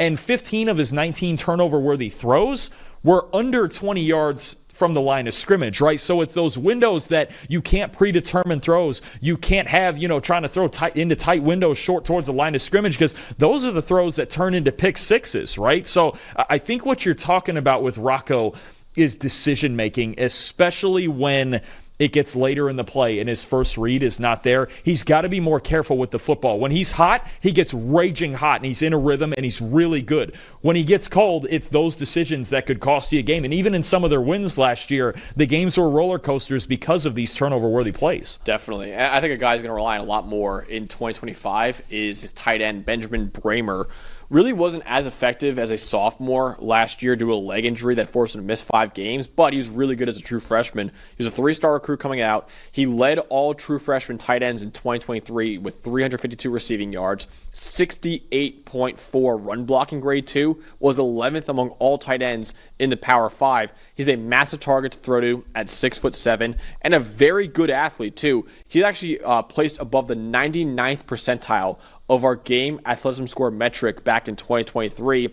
And with Jaden Higgins and Jalen Noel both now gone in the NFL, Benjamin Bramer could have a really big bounce back year as a junior and even be the top target for Rocco Becht in that offense. Talk about replacing production over the middle of the field. This is the guy that's going to have to do it, I think. Kind of reminds me, Charlie Kohler was at Iowa State. That's a good call. Yeah, with tight end. With Brock Purdy, another big tight end who's carved out a nice NFL career for himself. Yeah. If Bramer can put up the same, I don't know if he'll put up some of the same record-setting numbers there that Kohler did back when he was there, but you talk about that type of player at 6'7", if you're trying to replace production up the seams, last year especially was Jalen Noel flying down the field with the speed. This time you got a big catch radius to work with. If you're Rocco Becht, that's where I'm looking, is Ben Bramer right over the middle of the field while the other guys win on the outside. As I mentioned before, they had a great receiving core last year and a great secondary. Big reason why they won 11 games last year. And yes, they lost a lot of talent in both those aspects, but they also have a top returning corner too. So many of them, right? It's just we get this run of Iowa State defensive backs. It was Anthony Johnson. It was TJ Tampa. It was Darian Porter this past year. Let's get another one. He's not the big freak like Darian Porter was, but Jontez Williams, about 5'11", 200 pounds. Tell you what, he's got really good instincts on the outside. He can play in press man, but you've mentioned this, before. His eyes in zone coverage, man, oh man. I mean, that's what impresses you. He's got quick feet, and he's got really good eyes that read the quarterback well, and he gets to the football, and he's competitive to the football. Iowa State nowadays, it feels like, has a million defensive backs that they coach really, really well. We've seen it the last few years. Jontez Williams is a guy on the outside that another one you're going to be looking at, especially for his coverage technique and his intelligence. We're going to be looking at as an NFL player come this time next year because he's really good on the outside. This team constantly, I think it's really the best part of their team. Last year, obviously, you had Higgins and Noel, but the consistent production from their secondary and guys like Jontez Williams is the reason that Iowa State keeps themselves in games and generally does not get shredded in the passing game every single week. They always seem to have defensive backs that you know personally, too, right? Anthony Johnson, TJ Tampa. I got to coach Johnson. I got to coach against Tampa. I don't know Darian Porter, so that's that's one thing, but at least getting to scout him here at PFF, that counts for something, cool. right? Coaching Anthony Johnson, So our defensive coordinator down at St. Pete, very tight with Matt Campbell because of all those connections. And, just they're a program that emphasizes having those smart, well-taught defensive backs. The same way that Coach Davis did down at St. Pete, just fantastic at teaching DBs. That was his pride and joy, was his secondary. Look, you're hyping yourself up right there. They want smart, well-taught defensive backs, so they take my players right here. Well, you're darn right. I'll give my guy, Coach Sean Davis, all the credit for that one because that was his secondary and everything in his defense worked from the back to the front. And that's why, again, I think Matt Campbell, his defenses work the same way. They got three defensive linemen on the field, and that's it on any given play. They work from back to front, and they're the best, one of the best in the country at preventing explosives. Matt Campbell might have Sean on speed dial saying, "Hey, anytime you have a top defensive back, just hit me up." Oh yeah, where's the next one? Absolutely. That makes a lot of sense. My favorite stat for Jontez Williams, though, only a 19.6 passer rating allowed last year. That was 20 points better than spiking the ball every play, which nets a 39.6 rating. So that 19.6 passer rating allowed was fourth among all corners in the country last year. Dalton, will Iowa State once again be a top contender in the Big 12 to win the conference? Their win total right now is set at 7.5 right now. What do you think for the Iowa State Cyclones? Are they going over or under? What's the bottom line for this team? Boy, what a huge game they got to play in Week 1 against Kansas State out in Ireland, huh? I mean, that's going to set the tone for the whole season. And then 2 weeks later, of course, the rivalry against Iowa. But I think there's a lot of winnable games on this schedule, and I like 7.5, you said, right? Yeah. I do like the floor that this team has with their defense, and I think an underrated running back duo is Carson Hansen and Abu Sama in the backfield. Now, I don't think they're going to be as explosive on offense. I don't think I'm going to take them to be in the Big 12 title game this year again. but I could see I think I see a scenario where they get over into that 8-9 win range over that 7.5. There's a couple of big games. The K-State game leading off is massive to set the tone of the entire season for both teams. The Iowa game is always competitive. We saw that again last year. So I think they came through in the clutch in a lot of moments last year to get him to the Big 12 title game. I'm going to take a little step back, but I'll still take the over 7.5. Give me that 8-9 win range for Iowa State. It is the third hardest schedule in the Big 12, but I'm taking the over for Iowa State too. I think they'll go over 7.5 and win at least 8 or 9 games next year. Maybe still compete at the top of the Big 12 conference considering how wide open that conference is next year. They've just built a good program. I think that's what it comes down to. Is I just like Kenny Dillingham and Arizona State, I just go, they're going to find a way to win a pretty good amount of games with Matt Campbell as the head coach. Give Matt Campbell credit, man. I mean, in today's day and age of NIL and the portal, and Iowa State resource-wise probably isn't up there with some of the best in the country, Campbell consistently just has guys that stay in that program. Not a lot of guys transfer out of that program. Just speaks to the culture that he built in the Iowa State football program, and it's why this is right now the best stretch they've ever had in their program history has been under Matt Campbell. So credit to him, man, because it's really been awesome to see what kind of the culture and the kind of program he's been able to build at Iowa State, who was actually, Dalton, was one of the bigger laughingstocks in college football before he took over at Iowa State. And now he's made it a really respectable and now a contender in the Big 12 Conference. Before we move on to the second half of our Big 12 preview, because I've got to talk about the sponsor of the show, that is Fabric by Gerber Life. What does your child's future success look like to you? A job they're passionate about, traveling around the world, or just being happy and comfortable, whatever their journey, you're going to make it easier to achieve with a kids investment account from Fabric by Gerber Life.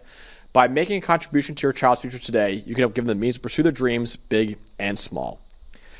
Fabric by Gerber Life is designed by parents for parents to make it easy to plan for and manage your family's financial path. With a kids investment account from Fabric, you can start investing in your child's future today. Kids can't invest when they're minors, but a kids investment account allows them to invest on their behalf now, giving their investments more time to grow.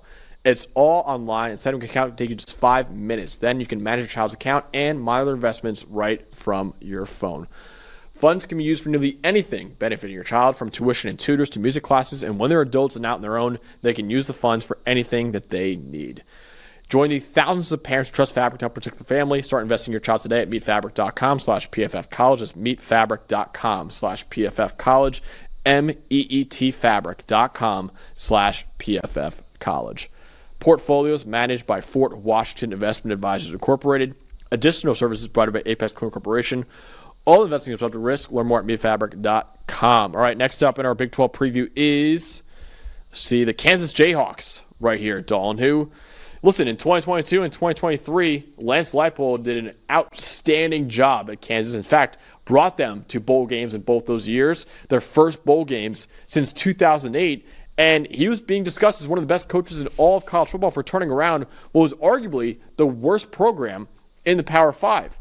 They entered this year as the number 22 team in the preseason AP poll, but they ended up missing a bowl game with a 5-7 record this past year, really to no fault of their offense. Even after losing his star offensive coordinator and Andy Koldenicki to Penn State, Kansas still had the 6th highest graded offense in the country last year with an 86.9 offensive grade, but their defense is what ultimately led them to missing a bowl game outside of the top 100 in EPA per play. Still plenty of concerns on defense, but quarterback Jalen Daniels is back for another year on offense, even without Devin Neal there at running back. So they're hoping that Jalen Daniels can kind of carry this program back to another bowl game next year, and he's kind of the biggest strength of the team. Yeah, he is. And it's their defense was an issue, and there's the streaky nature of Jalen Daniels where, look, the highs are high, right? I mean, 7% big-time throw rate last year is spectacular. He can sling the deep ball with anybody. I believe it was 27 missed tackles forced as a runner. Dual threat guy who's done a lot of great things in his career. The only thing is those untimely turnovers, too. But you talk about the ceiling that Daniels has when he's in rhythm and he's not turning the football over. We saw it late down the stretch last year. I mean, look at the games that they finished with.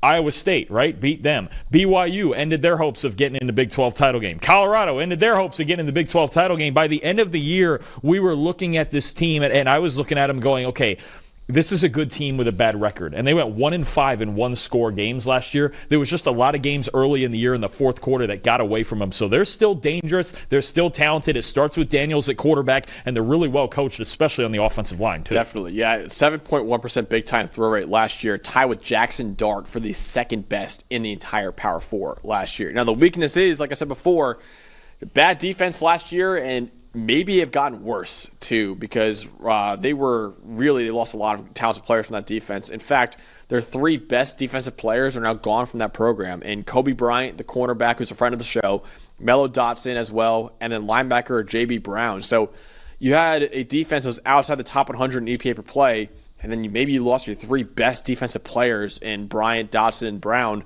I'm still worried a lot about the defense next year. No, absolutely. I think justifiably so. I mean, we talk about, again, you don't want to get in these high-scoring games because what it does is just like early last year, you get down to the end of games where you're forcing Jalen Daniels to win with just this one drive. You have to win on this drive, and a lot of times those are 50-50 situations. That's what they ended up with early in the year. It bit them. Later in the year, they started playing well, more cohesive football, especially late in games, and they took advantage by winning more games, but they just missed out with that 5-7 record on a bowl game. So I think they do need to make more stops. And the biggest concern for me, losing Dotson and Bryant, who are 2 NFL players in that secondary, that's going to hurt him. I think you're really replacing a lot in the secondary. 2 guys who started multiple years for him, not just last year. Tell me more about Jalen Daniels, their star quarterback right now. Like you said, it was kind of a roller coaster last year. Boy, oh boy, our good friend John Costco knows this well as a former player for Kansas. But man, Jalen Daniels is a roller coaster. Yeah. And he was more of a roller coaster than ever last year. Now, on the good side, we mentioned the big-time throw rate, 7.1%.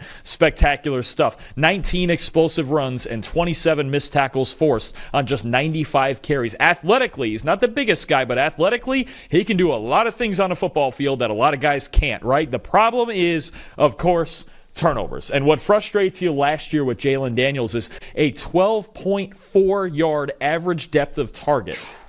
Highest in the country. Yeah. Right? So you're talking about a guy that when you look at most of his turnover-worthy plays, highest of any Power 4 quarterback. When you look at his turnover-worthy plays, dial it back some.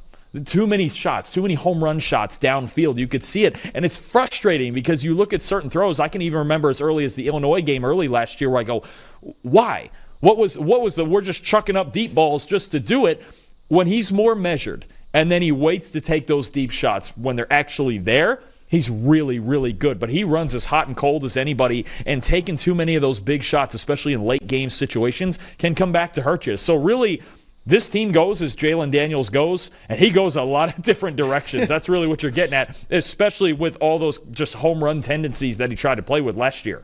Let's talk about a guy who was more consistent for Kansas offense last year. That was their center, Bryce Foster. He was the highest graded center in the Big 12 last year with a 75.5 PFF grade. Transferred in from Texas A&M. He was a really good player for the Aggies there as well. He led the Big 12 with a 73.6 run blocking grade, and he didn't allow a single sack on any of his 336 pass blocking snaps. Dawn, as if that wasn't enough, he was a second-team All-American in shot put for the Kansas track team this past year, too. So one of the best shot put throwers in all of college sports, and also one of the best centers in the country, too. Hey, that'll do. And that offensive line, did they lead the nation in run blocking grade last year? Maybe led the Power 4, I think, maybe behind Army. I know Army was way up there. I think they led the Power 4 in run blocking grade as a team, so they're really well taught up front. And it always starts with your center, right? Calling the shots, making the calls to everybody else, all 5 of those guys up there. And Foster, really good to have a constant at center like that. They lost a couple of offensive linemen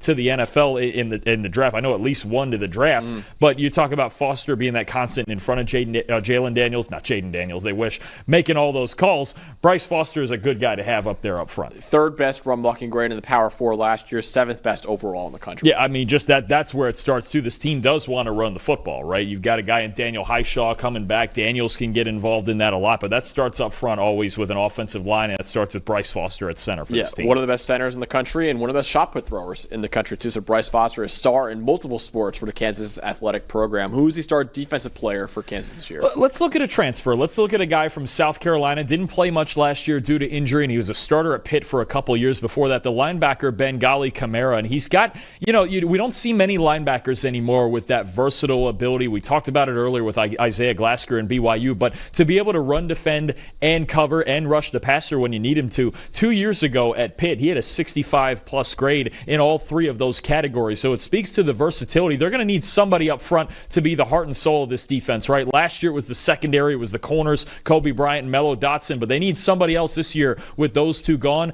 Bengali Kamara, small sample last year at South Carolina, but a 90 run defense grade. If he can come in and be kind of that staple, that leader at middle linebacker for him, you can see this front seven improving this year. But there's a lot of question marks on this defense when we're talking about a transfer who's coming in, played only 4 games last year too. Yeah, I like him a lot. He's a very athletic player. He's good in pass rush and run defense and coverage too, which you need linebackers to be nowadays too. So I'm excited to see what he could do for the Kansas defense next year. Dalton, even after a 5-7 year last year, they are now win total set at 7.5. So Vegas is expecting a big bounce back for the Jayhawks in 2025. Are you going over or under that win total? What's the bottom line for Kansas? I think I'm going to thread the needle and take the under, but still say they make a bowl game with 6-7 wins, because I just don't. I know when Daniels gets hot, they can get hot with him.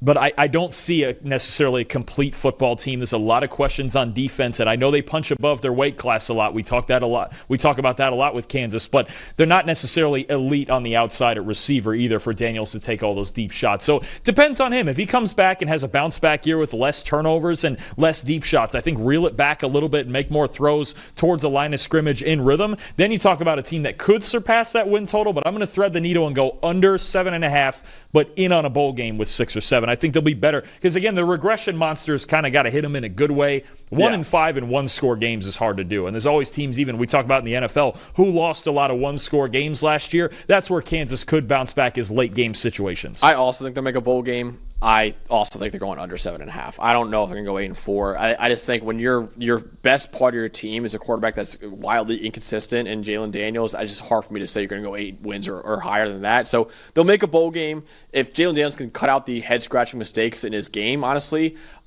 they can make a bowl game. But I'm still concerned about his roller coaster of his career so far, and also that defense was not very good last year, and they lost their top 3 players from that defense too. So I think that is what holds me back from saying they're going to go under or over 7.5 wins right now. So I'm going to go under 7.5 wins for the Kansas Jayhawks. Up next is their arch rival, the Kansas State Wildcats, who are wildly consistent under Chris Kleiman. They have been a well-oiled machine under him in the past 6 years. They've won at least 8 games in 5 of those 6 years. The only one where they didn't was the COVID-shortened 2020 season.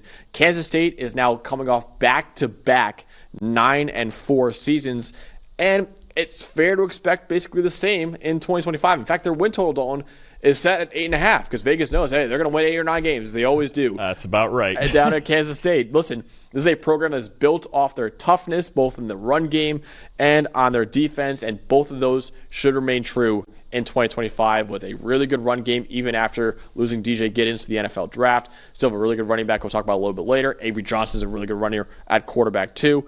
And then their defense has some really good players in that front 7 too that I really like too. So that's why I'm really looking forward to seeing Kansas State. Now, Avery Johnson's development as a passer will really determine the ceiling of this team, but Dawn, their run game is going to be really good, and their middle of the defense should be really good. For sure. You've got a rugged defensive line that's not necessarily great at rushing the passer, but they're good at plugging up gaps and helping out in run defense and clearing space for what you have as a top 10 linebacker unit headed by Austin Romaine. We'll talk about a little bit later, but a really good unit there. And then added Arizona safety Gunnar Maldonado behind him. When you look down the middle of this Kansas State defense, they're going to make you win on the outside. They're not going to let you out-physical them. They're going to be really good. Look, the foundation of this team is running the ball on offense and stopping the run on defense. It's a ball control team that wants to hold the ball for 40 minutes, but you have to stop the run as well, and I think that's where they really excel, especially with Romaine in that linebacker unit. Yeah, Romaine, a top 5 linebacker in the country, in my opinion. We'll talk about him in just a second. And then Gunnar Maldonado, who was battled injuries this past year at Arizona, but the year before, a 77 PFF grade for the Wildcats at safety. Biggest question mark is, will this passing game really improve, though? Because Avery Johnson, great runner at quarterback, but he was only 60th in the country last year with a 72.9 passing grade. They brought back their top receiver in Jace Brown, who's a pretty good player, but Kansas State overall had the 5th worst receiving grade in the Power 4 as a team last year with a 61 receiving grade. But Dawn, tell me more about Avery Johnson. What should we expect in his second year as a starting quarterback? So he's a darn good athlete, and what Avery Johnson does well, he does really well. Obviously, he's a dynamic runner with blazing speed. Any option play, anything outside the pocket is going to work to his advantage, and he's a dangerous scrambler who can run away from anybody, even defensive linemen coming at him in the pocket. Play action passes, 17 play action action passing touchdowns, 4th most in the country. So when you get into play action and you get in the rhythm of what this offense is supposed to be with the run game, with the read option game, with play action, then taking deep shots downfield, those are all his strengths. We did this all last year with Kansas State. When they're ahead, they're in a groove with the run game, they're just fine. When they're behind and they have to drop back and throw the football, that's where the problems come for Avery Johnson. 62.6 passing grade without play action, outside the top 100 in the country last year. That's it. Can he drop back and throw the football? Can he be more accurate from the pocket? Because his throwing motion, it's kind of mechanical. More than a quarter of his throws were uncatchable last season. Can he win in the drop back game from the pocket? If this team in big games, which it's only happens for them a couple of times a year, but in a big game where they're down 7 with 2 minutes to go, can Avery Johnson drop back and throw the football? And that's really the biggest question. That's going to be the difference between that. They're going to be good. Yeah. No question. That's the only question that we have of, okay, can I trust Avery Johnson to do that in 2 or 3 big moments throughout the year? And then I can put him in the Big 12 title game. That's it. That's really, it's the same thing we had with Will Howard before he went to Ohio State. Yeah. Can they drop back and throw the football? Howard, the year that they won the Big 12, he proved he could do that down the stretch, right? And then they beat TCU and Max Duggan and that great team and all that. But Johnson, it's the same question. I know you can run. I know the play action is going to be really good because you can run. Can we drop back and throw it in big moments? That's what it comes down to. They can run, for sure. Avery Johnson, great runner at quarterback, and another great running back at Kansas State in Dylan Edwards. So, yes, of course, is replacing an all-time great with the Wildcats, with DJ Giddens now with the Indianapolis Colts. But Dylan Edwards will be the lead back for Kansas State this year. He transferred in from Colorado last year. He was really impressive as Giddens' backup in 2024. He averaged 4.15 yards after contact per attempt. The only Big 12 running back who averaged more and at least 70 carries was DJ Giddens in the Big 12 last year. So Dylan Edwards, he averaged so many yards after contact. He's only 5'9" and only $167. So he's a smaller running back, but really good balance for the position and game-breaking speed for the position too. He had a couple punt returns last year, one of them for a touchdown that was really showed off his speed. Dylan Edwards, a fan of the show now. Dalton too, he's DM'd me a couple times too. He's a really good kid and a really darn good running back. I think he's having a big breakout year for Kansas State next year. I should mention too, in his true freshman year at Colorado, he was one of the best receiving backs in college football too. So just get the ball in this guy's hands, whether it be as a receiver, as a runner, or as a returner. He can make a lot of home run plays happen. You know, I like that DJ Giddens was ideally built and big and physical, but let's be honest. Kansas State has this weird tradition of tiny running backs, right? Deuce Vaughn, yeah. Deuce Vaughn. Darren Sproles. Yeah. Now we've got Dylan Edwards. He's going to fit right in. Well, he did fit right in last year, I should say, and I do like that they used him when they had Giddens. Sometimes they would have both of them on the field, use him in a variety of roles, jet sweeps, throwing the ball to him, right? Run that speed option with him and Dylan Edwards, with Johnson and Dylan Edwards. I mean, that's a lot of speed right there. He really became everything he was supposed to be at Colorado, but in a system that's more obviously ideal for running the football. It's a polar opposite offense from what they run up there at Colorado, and Edwards found a way to succeed in it. I'm with you. He's going to be really good, and I'm not worried about the lack of size at all because this team has a history of making those guys succeed. Not even that. Tyler Lockett, too.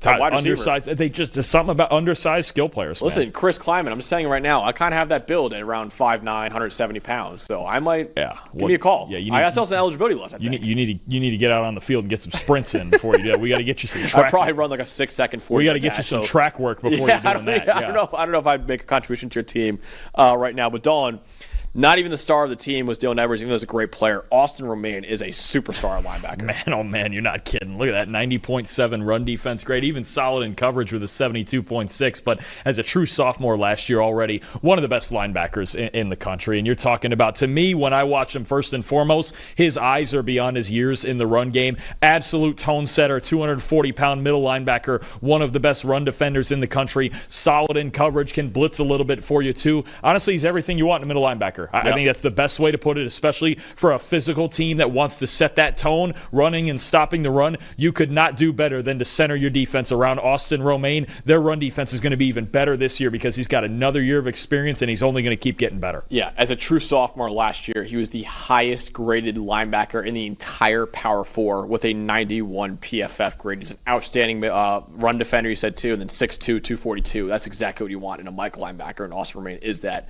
for the Kansas State Wildcats. Wildcats. Dalton, their win total is set at 8.5, like I said before, which is kind of consistent with where they've always been. It feels like this program is. You're going over or under, and then also, is this a top contender to win the Big 12?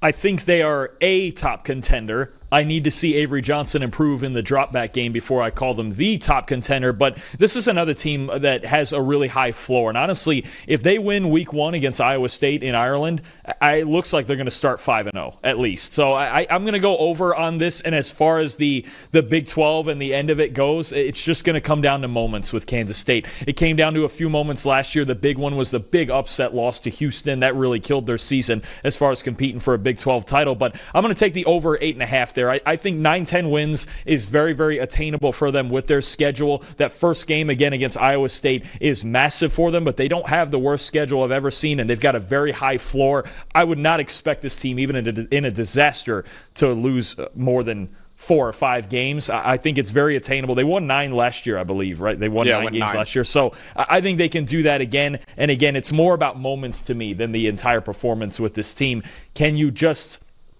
2-minute drill times when you're behind, can you drop back and throw the football enough? I know they're going to be an elite running team. I know they're going to have a really good defense. It just comes down to me to that part with the quarterback especially. I will say their 9th win was the bowl game, which does not count in the win total. So they won. So it would have gone under. So I need them to be 1 win better. Yeah, I need them to beat Houston is what you're getting at. That's what they would have. If they had beaten Houston last year, that's where they would have been. So, I mean, that's where it's at. It's just those moments where I go, all right, I need you to throw the ball. They got one in Colorado. Remember when they won Colorado? He threw the go ball to Jace Brown, but I need it more often. I just need it more often in the drop back game, and then I can consider them. They're a contender.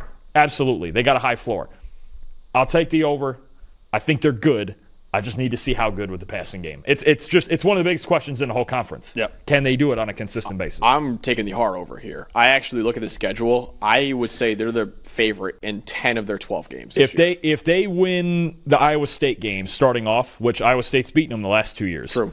I think they're starting 5-0. I think that's. I can see them starting 8-0. Possible. Very possible. And that's almost in win total's 8.5. They're 1 win away, and you have Oklahoma State after that too. But again, we've seen this repeatedly. No matter who they're playing, you get a jump on them. You get a lead. Yeah, it's true. You got them. BYU last year, Houston had to come back, but once they got a lead, right? I mean, you're talking about the Arizona State game, jumped on them 21-0. You get a lead on Kansas State, they get uncomfortable really quick. Yeah.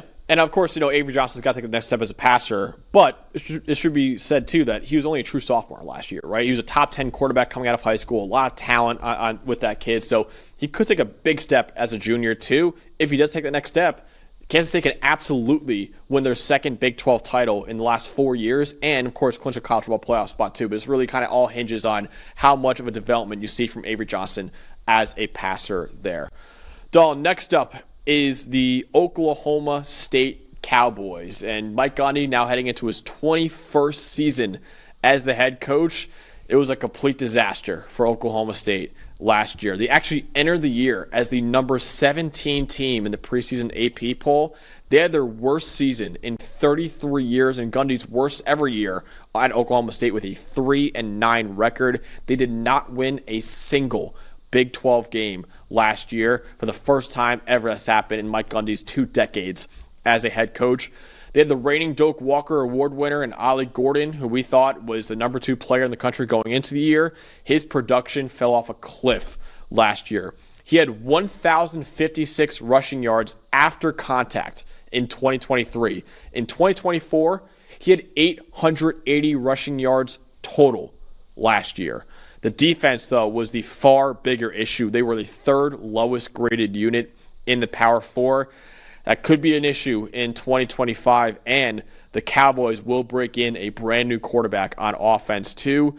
The one bright spot on offense, though, and you can get into a little bit more, even with Ollie Gordon now with the Miami Dolphins, Oklahoma State still has a couple pretty interesting options at running back. Yeah, no, for sure. I mean, and look, you're talking about replacing somebody who did a lot for you in Ollie Gordon, but when you look at a couple of guys, Freddie Brock in from Georgia State, and then Trent Howland at 6'2" and 245 gives you that big physical presence. Look, this team with whoever their young quarterback is going to be, because they got 2 different options in a wide-open competition. We've seen it in the past. They're at their best when they can run the football. Ollie Gordon made things happen despite a not great run-blocking unit, so they do have to get better up front. front because we can't guarantee that either of these guys are going to win the Doak Walker this year, but you're talking about at least a couple running backs that give you hope last year as you're replacing Gordon and you're trying to move forward with young quarterbacks and get this run game going. The biggest question mark is a complete unknown at quarterback right now. And the Cowboys are really hoping they can rely on those running backs to carry the offense next year, because right now they have two completely inexperienced options at quarterback in redshirt sophomore Zane Flores and redshirt freshman Hoss Haney are competing for that job right now. Neither of them have attempted a pass in their college careers yet. I will say Hoss Haney was a 4-star recruit, a top 20 quarterback coming out of high school, transferred in from TCU.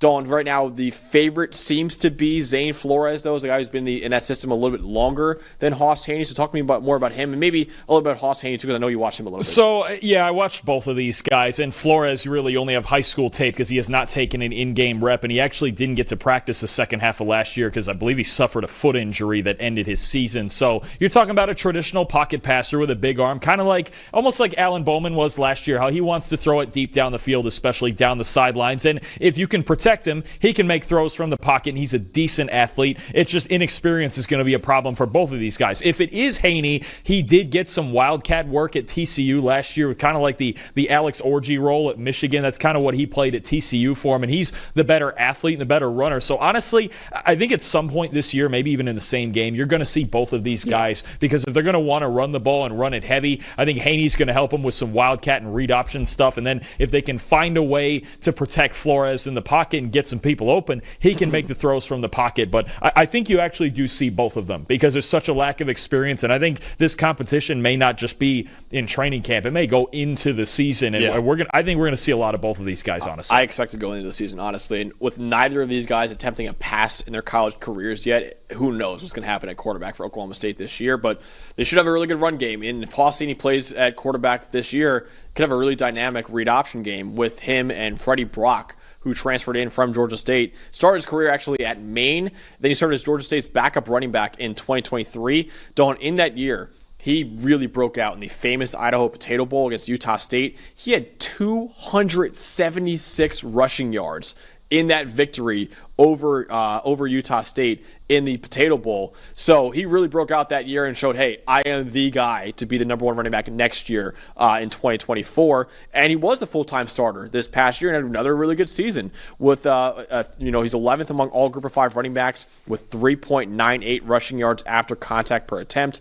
84.6 rushing grade, was 15th among all Group of 5 running backs, 80-plus rushing grades in each of the past 2 seasons. Very shifty runner at 5'10", 190 pounds, and he has not fumbled once on 432 touches over the last 4 seasons now in his college career. So really impressive player Freddie Brock is. I'm really excited to see him kind of be the new running back for Oklahoma State now with Ollie Gordon gone. Yeah, absolutely. Him and Howland are going to have to be a dynamic duo in the backfield. And again, I think we're going to see Haney in the run game. Even if Flores is named the starting quarterback, there's a role for Haney because you have to remember, too, their new offensive coordinator is Doug Meacham coming over from TCU also. He's going to find a role for Haney. The running game is going to be a big emphasis here with Oklahoma State with such inexperience at quarterback, and Brock's a big part of that. Absolutely. Another transfer here, Dalton, for the defensive player spotlight, who had a really good true freshman year last year. Yeah, look, if you want to build a defense out of what'd you say, the third lowest graded in the Power 4 last year, you get some young players, right? Let's develop some young players. You got one from UTEP, and last year he was a true freshman, Kyron Duhan, an edge defender at UTEP last year, 75.7 PFF grade. The only true freshman edge defenders that had a higher PFF grade than that,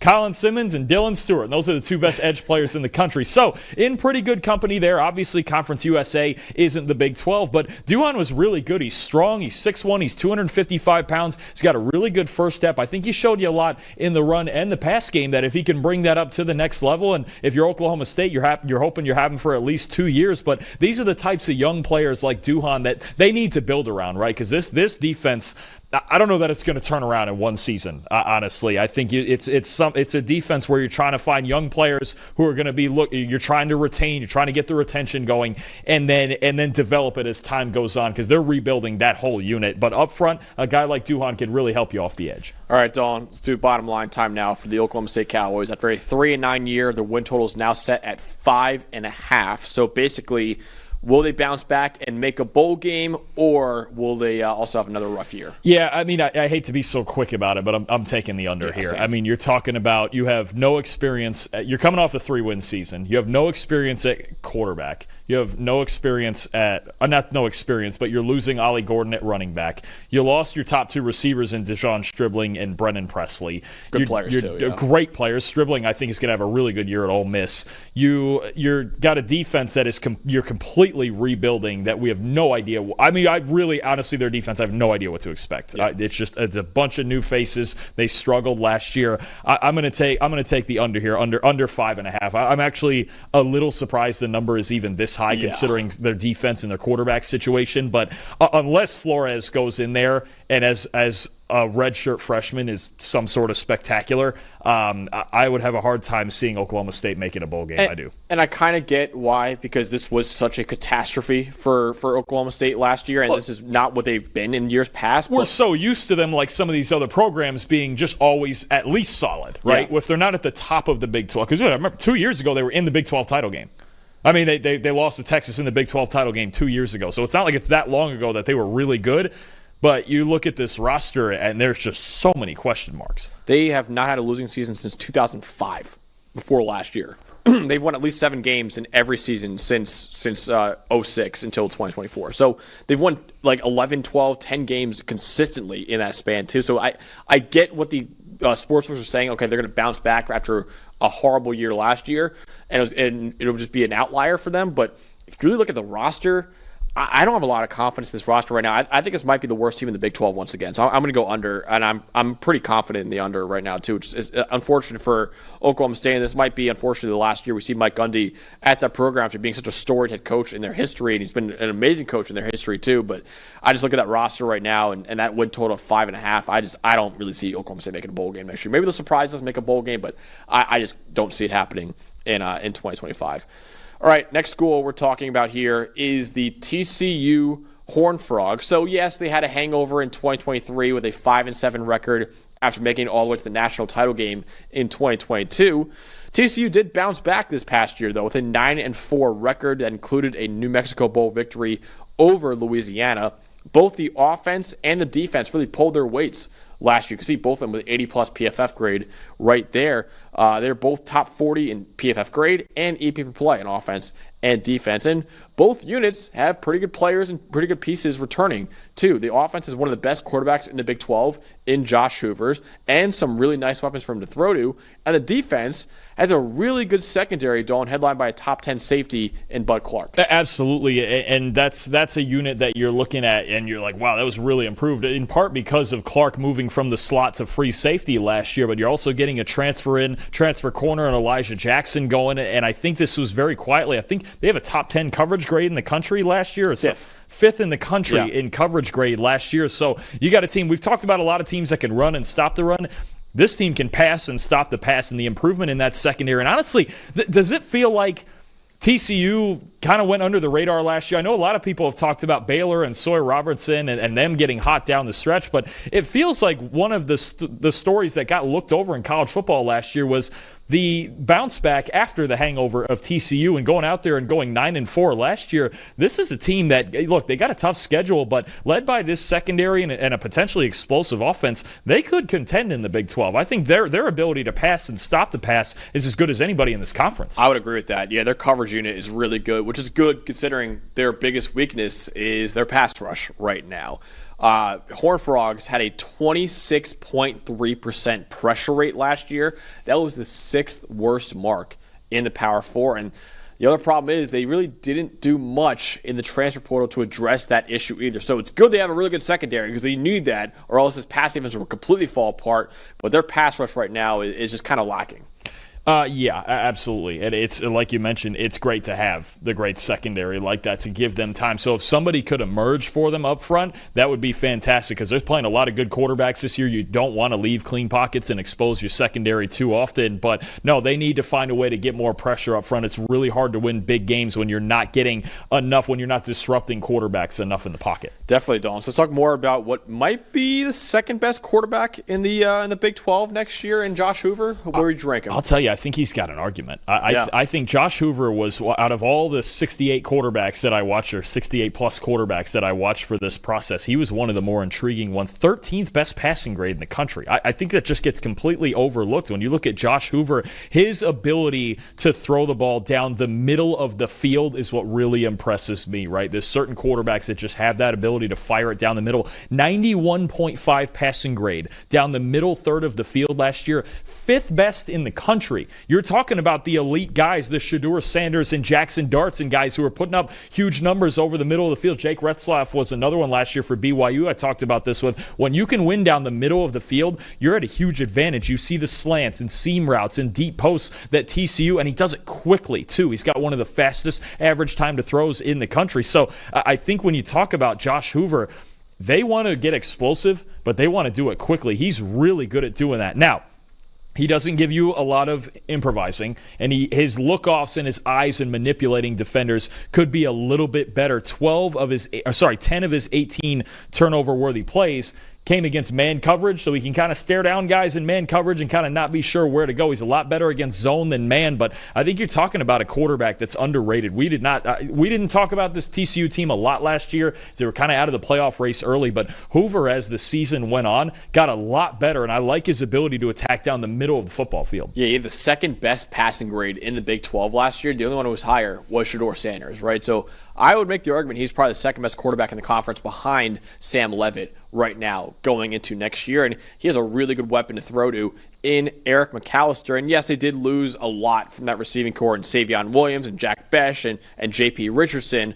But they also have a really good receiver returning in Eric McAllister. He was really good at Boise State in 2023, and he got even better at TCU this past year despite the jump up in competition level.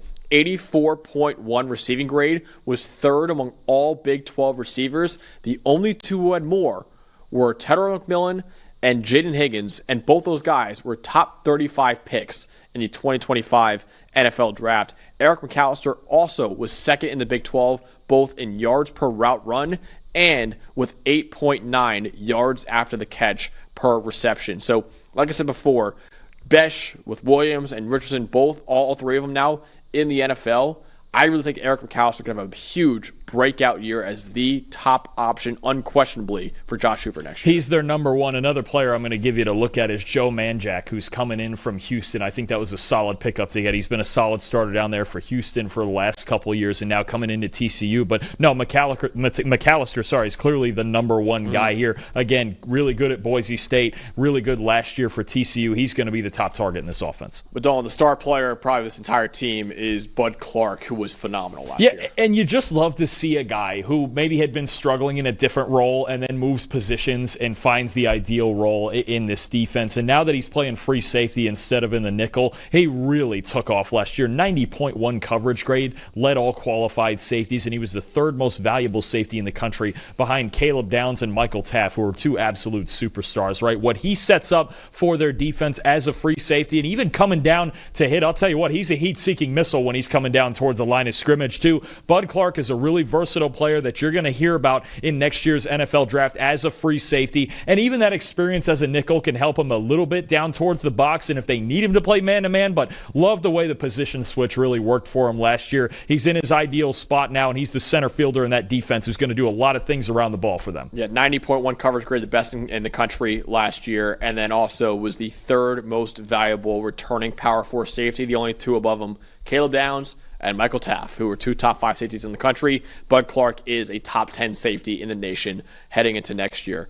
Dalton, after a great year last year with a 9-4 record overall, their win total right now is at 6.5. Now, of course, they do have the hardest schedule in the Big 12 according to our power rankings, but are you taking the over or the under for the Horned Frogs here? I think I'm going to take the over. That feels a little low to me. We'll see if they're one of the prime contenders or somewhere in between that like they were last year. But tell you what, they got a fun one in week 1, too, going to North Carolina, being the first college team to ever face Bill Belichick. That's going to be a fun one. And then they've got SMU a few weeks later, who SMU dominated them last year. But you're talking about, okay, revenge game back in Fort Worth. worth. Let's see where it goes, especially with all the pieces SMU has lost. But it is a tough schedule, but I think they can get over 6.5. I think they can do that. We'll see if they can win enough games to get into prime contention in that 9-10 win range, but 6.5 feels attainable to me. I'm going to take the over for them, and I think especially if they go into North Carolina and they kind of shut down that hype train, the Belichick hype train a little bit, and start off 1-0 and then probably 2-0. And then look, SMU, they've lost a lot of pieces. You never know where it goes week to week, especially in the Big 12. So I'm going to take over 6.5 on TCU. I think they get to at least 7. Yeah, there's a chance that it starts off rocky for them. There's a chance they lose to Bill Belichick week 1, and then they lose to SMU and Arizona State a couple weeks after that. So 1-3 is possible, but I'm also taking 6.5, man. I think over 6.5 because I think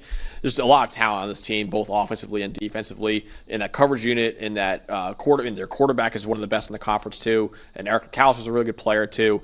If they improve in the trenches, both offensive line and defensive line, yeah, they could absolutely go well over the 6.5 win total and maybe even be a surprise contender in the Big 12 next year. When we talk about the Big 12 having a lot of 50-50 games, it's going to feel like TCU's in one every single week. And it's just going to be, well, are they going to win or no? And I'm like, well, let me just check how they played last week and see where we're going here.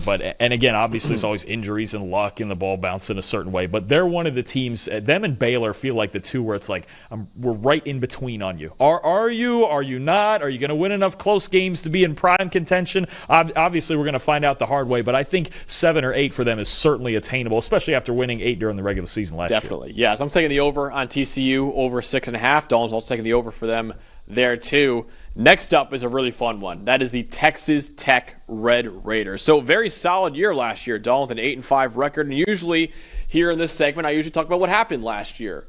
However, I think for the 2025 version of Texas Tech, it's more important to talk about what happened in the offseason for them. So they have a billionaire alum in Cody Campbell, who actually played on the offensive line for Texas Tech back in the day. Now he's a billionaire, and he is funneling money into that program. And Dalton, I would argue, nobody did a better job in the transfer portal this offseason than Texas Tech. They brought in stars like defensive tackle Lee Hunter, like tight end Terrence Carter Jr., like edge defender David Bailey, in addition to 8 other very good projected starters on their team as well. Texas Tech now easily has the best defensive line in the Big 12, my number 3 defensive line in all of college football. The entirety of that starting defensive line are all incoming transfers next year, too. They have a loaded roster everywhere now on this team. The only one real question mark is, can Baron Morton, their quarterback, be a little more consistent to take the Red Raiders all the way to the college football playoff? But Dawn, this is just a loaded roster really because of the transfer portal. I look at this defensive line especially. I think that's where I'm going to go. If Texas Tech is going to be a prime contender or possibly even win this conference, which we think is possible, it's this front 4. You look at, and all 4 of them out of the transfer portal, David Bailey, Lee Hunter, Skylar Gilhoward, Romello Height. Get to know those 4 names, because if they get the 4-man rush going and those 4 guys all play up to their capability, me personally, I think David Bailey off the edge could be a difference-making player in this conference. That's really what I'm looking at. When you ask me, okay, what do you think could really be the strongest part of this team? Even though they're all transfers in their first year playing together, I think it's this defensive line. I think this defense has a similar feel to me as what Miami had last year, where we went, holy hell, this defensive line is going to be something. And can the back 7 just hold up enough to support that, right? Miami last year couldn't do it quite enough to make the playoff. Obviously lost a couple of games they probably shouldn't have, and they had the best offense in the country, arguably. But when you look at this Texas Tech team, similar feel. Fix the secondary enough behind them. You got a boatload of talent on this defensive line that could take over ball games. And they added some nice pieces in that secondary. It was an issue for them last year, absolutely. But guys like Bryce Pollock at corner, who had a good year last year at Mississippi State. Cole Wisniewski coming in from North Dakota State, too. I want to say it's Wisniewski. Wisniewski, that's why. He's a freak, too. No, he can move, 6'4" back there at free safety. If they fix this secondary with all that talent on that D-line, there's a chance this could be the best defense in the conference. It's a big if, and we got to see them play the games.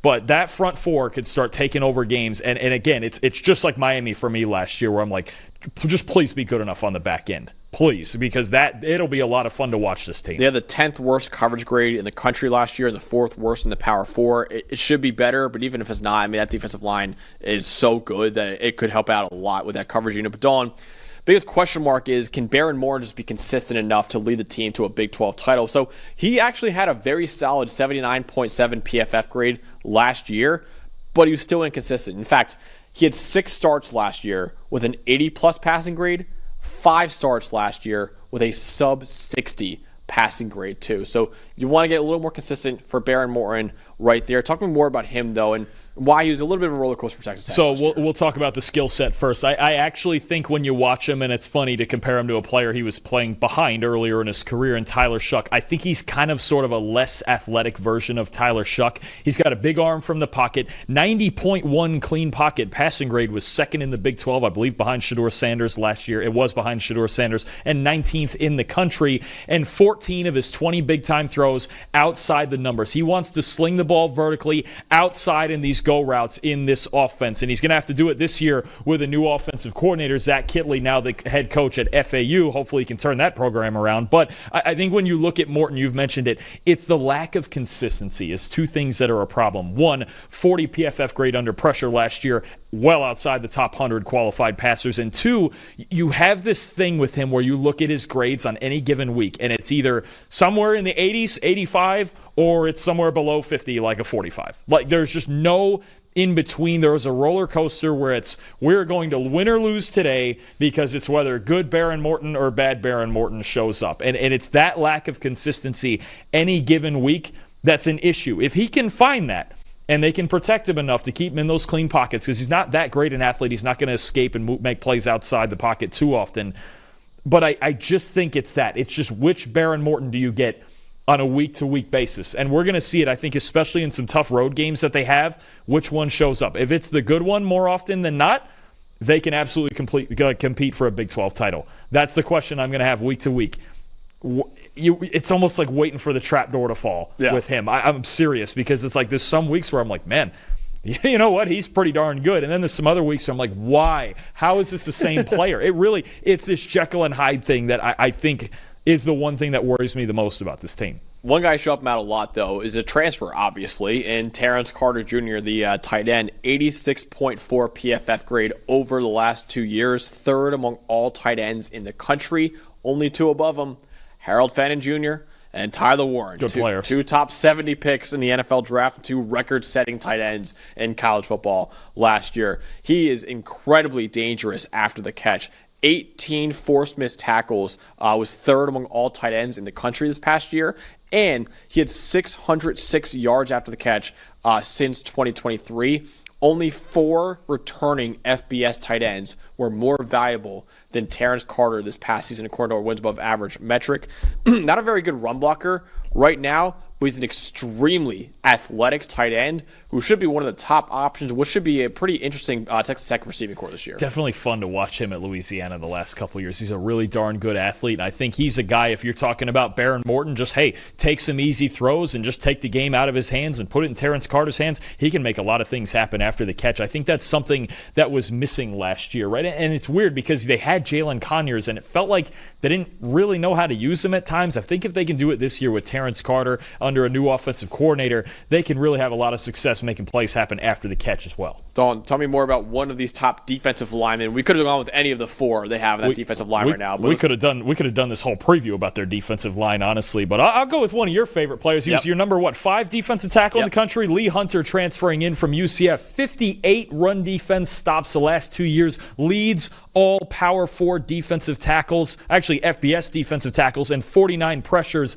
is second among all Power 4 interior defenders returning to college football this year. 6'4", 320, a little bit shorter, but when I was watching his tape, did you get a Deion Walker vibe? A little bit, yeah. A little bit, kind of this like high cut, more finesse than there should be at his size, sort of playmaker, gets to the football, just a really good athlete. There's obviously always something to clean up there, and we talked about that with Deion Walker last year too, but I think you have a similar player. This guy's a playmaker on the inside. That's what you're talking about when you see all those stats on that board right there. He gets to the football. He beats his blockers with his hands and his quickness. He did a great job of it at UCF last year, and now he's going to be supported by a way better defensive line across the board this year. And again, it's just one guy that highlights how much talent that front 4, again, Lee Hunter, Skylar Gill-Howard, who had a great year at Northern Illinois last year. Romello Height got a lot better at Georgia Tech. And David Bailey was a freak of nature off the edge at Stanford. Plus, there's even a couple of guys coming back from last year's roster. They got depth on this team. Again, this defensive line, this reminds me of Miami's situation last year. There's just a boatload of talent. Hunter is just one guy amongst that group. And those four will start for them next year. Another transfer who's pretty good was A.J. Holmes, the D tackle from Houston. He had a pretty good year at Houston last year, too. So he's our number 3 D tackle. And they also brought back some starters from the defensive line last year, too. So that defensive line is loaded, and Lee Hunter is a big reason for it. Dalton, their win total set is 8.5 right now, with arguably the best transfer portal class in the entire country. Is this actually a top contender to win the entire Big 12 next year? I'm going to buy it. And their season, to me, I'm looking at their schedule. This season's going to come down to 3 tough road games, and they're all going to be extremely hard. But if they get through probably 2 out of 3 of them, they're going to be living. At Utah, at Arizona State, at Kansas State. Wow. 3 real tough places to play right now, and you're going to find out, especially with that first one, that game at Utah is week 4, the first conference game. Boy, oh boy, this D-line against Utah's offensive line with Fano and Lomu, oh man, that's a game I can't wait for, but their season's going to come down to those 3 games, and honestly, the rest of these games on their schedule, obviously you got to play the games, but look, Texas Tech has a boatload of talent. They have a boatload of talent. They need Morton to play consistently, and they just need everything to gel together. I think especially in the secondary, they could be really good. Give me the over on the 8.5. I think this is the most talented roster in the entire Big 12 this year, and I hate to spoil because I know we're going to do predictions much later on. I am leaning towards picking Texas Tech to win the Big 12. I get it. I haven't decided yet. I got to look over some things and really crunch the numbers and decide it, but I absolutely get it. When you talk about the possibilities of that front 4 especially. And then they are pretty explosive on offense. Let's not forget, they won 8 games last year. Yeah. And their secondary was awful. And they brought back Michael Hudson, who transferred initially. He actually came back to Texas Tech. He's a former 5-star recruit at wide receiver, too. We'll see if Quentin Joyner coming in at running back can him a lot, too. Can you like him, but can he give you what Taj Brooks gave you, or are they going to have more balance? And again, a new offense under a new offensive coordinator. So might be a little bit different on offense, and they still have to find the consistency, but they got 3 games of runway that they should win going into that Utah game. We're going to find out a lot about them, I think, at Utah in week 4. It's going to be fun to watch this team this year. So obviously, because I said I'm basically picking Texas Tech to win the conference, I think they will go over their 8.5 win total too.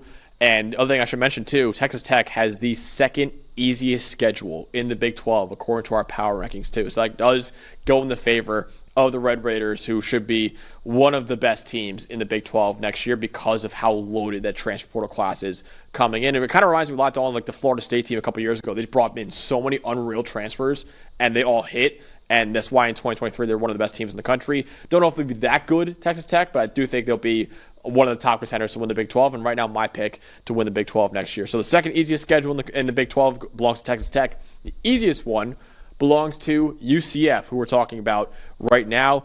Problem was, though, for UCF, Dalton, was they have had tough sledding in the Big 12 so far, with a 10-15 combined record across their 2 years as a member of the conference.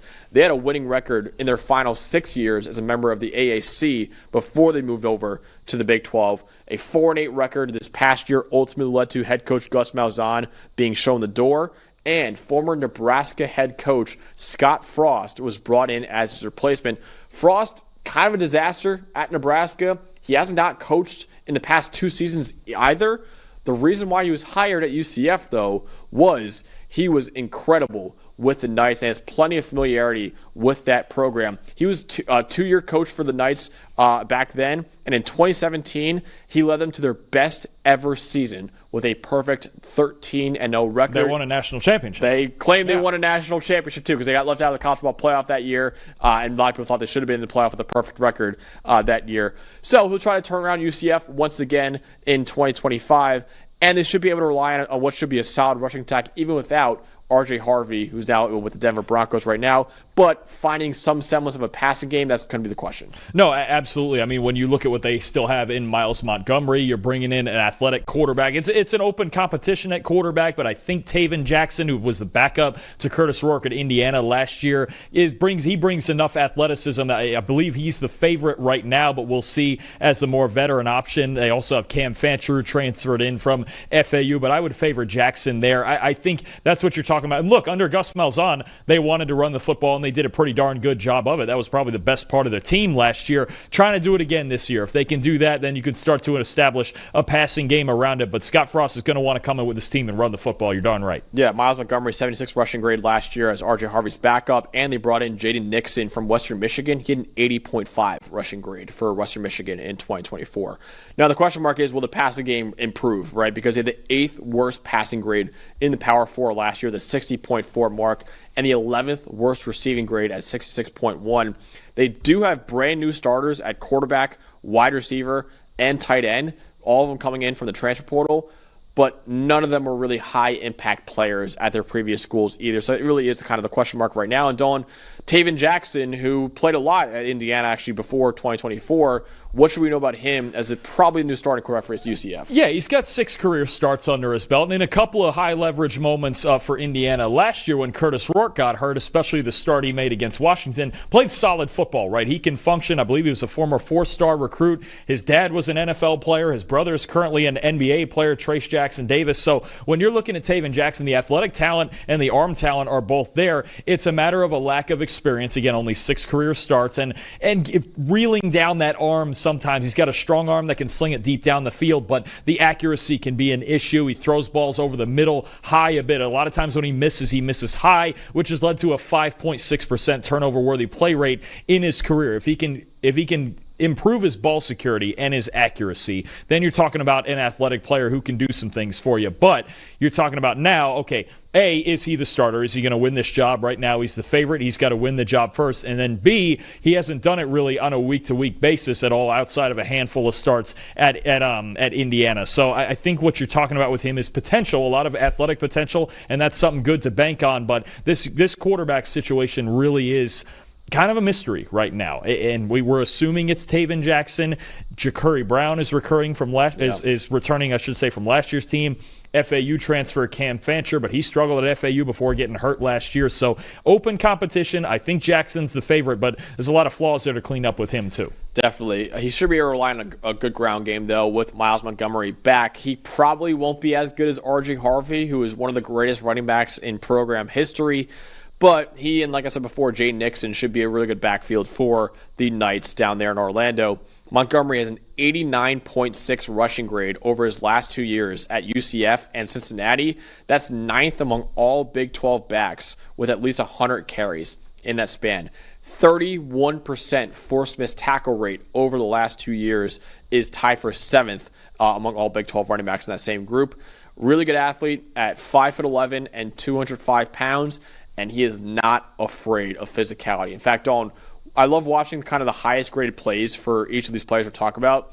Just kind of get a feel of what they can be and how good they can be as players. One of his highest grade plays was a pancake block he threw for another player running in for a touchdown. So he's a very physical player, Miles Montgomery is. I'm excited to see what he could do as probably the lead back alongside Jaden Nixon in that offense next year. Yeah, no, absolutely agree. Again, it's going to be the foundation of this offense, and obviously that part won't change from Gus Malzahn leaving and Scott Frost coming in, but they need to run the football to succeed. That's not going to be a question, and Montgomery and Nixon and maybe even Taven Jackson are all going to have to be equal pieces to that because, again, there's so many questions in the passing game. What is the star defender? Who is the star defender for UCF next year? We're going to go with an edge defender in Nigel Kelly, who was the 3rd highest graded edge defender in the conference and really a balanced player, transferred in from Miami, 6'5", 250 pounds, has a lot of length, and look, he plays equally well, 70-plus grades in the run game and the pass rush. So I think you're talking about the foundation of this front seven being a veteran edge defender like Nigel Kelly. This is a team that they were solid up front last year. Pretty good run defense. The front seven wasn't bad. A lot more issues in the secondary. I have a lot more questions about their pass defense on the back end. But if you're starting your front seven with an edge defender like Nigel Kelly, you're doing pretty good. Yeah, he can win from a 2-point stance or a 3-point stance, and he's a really fantastic athlete too. I think he could be an underrated player for the draft coming up pretty soon too. But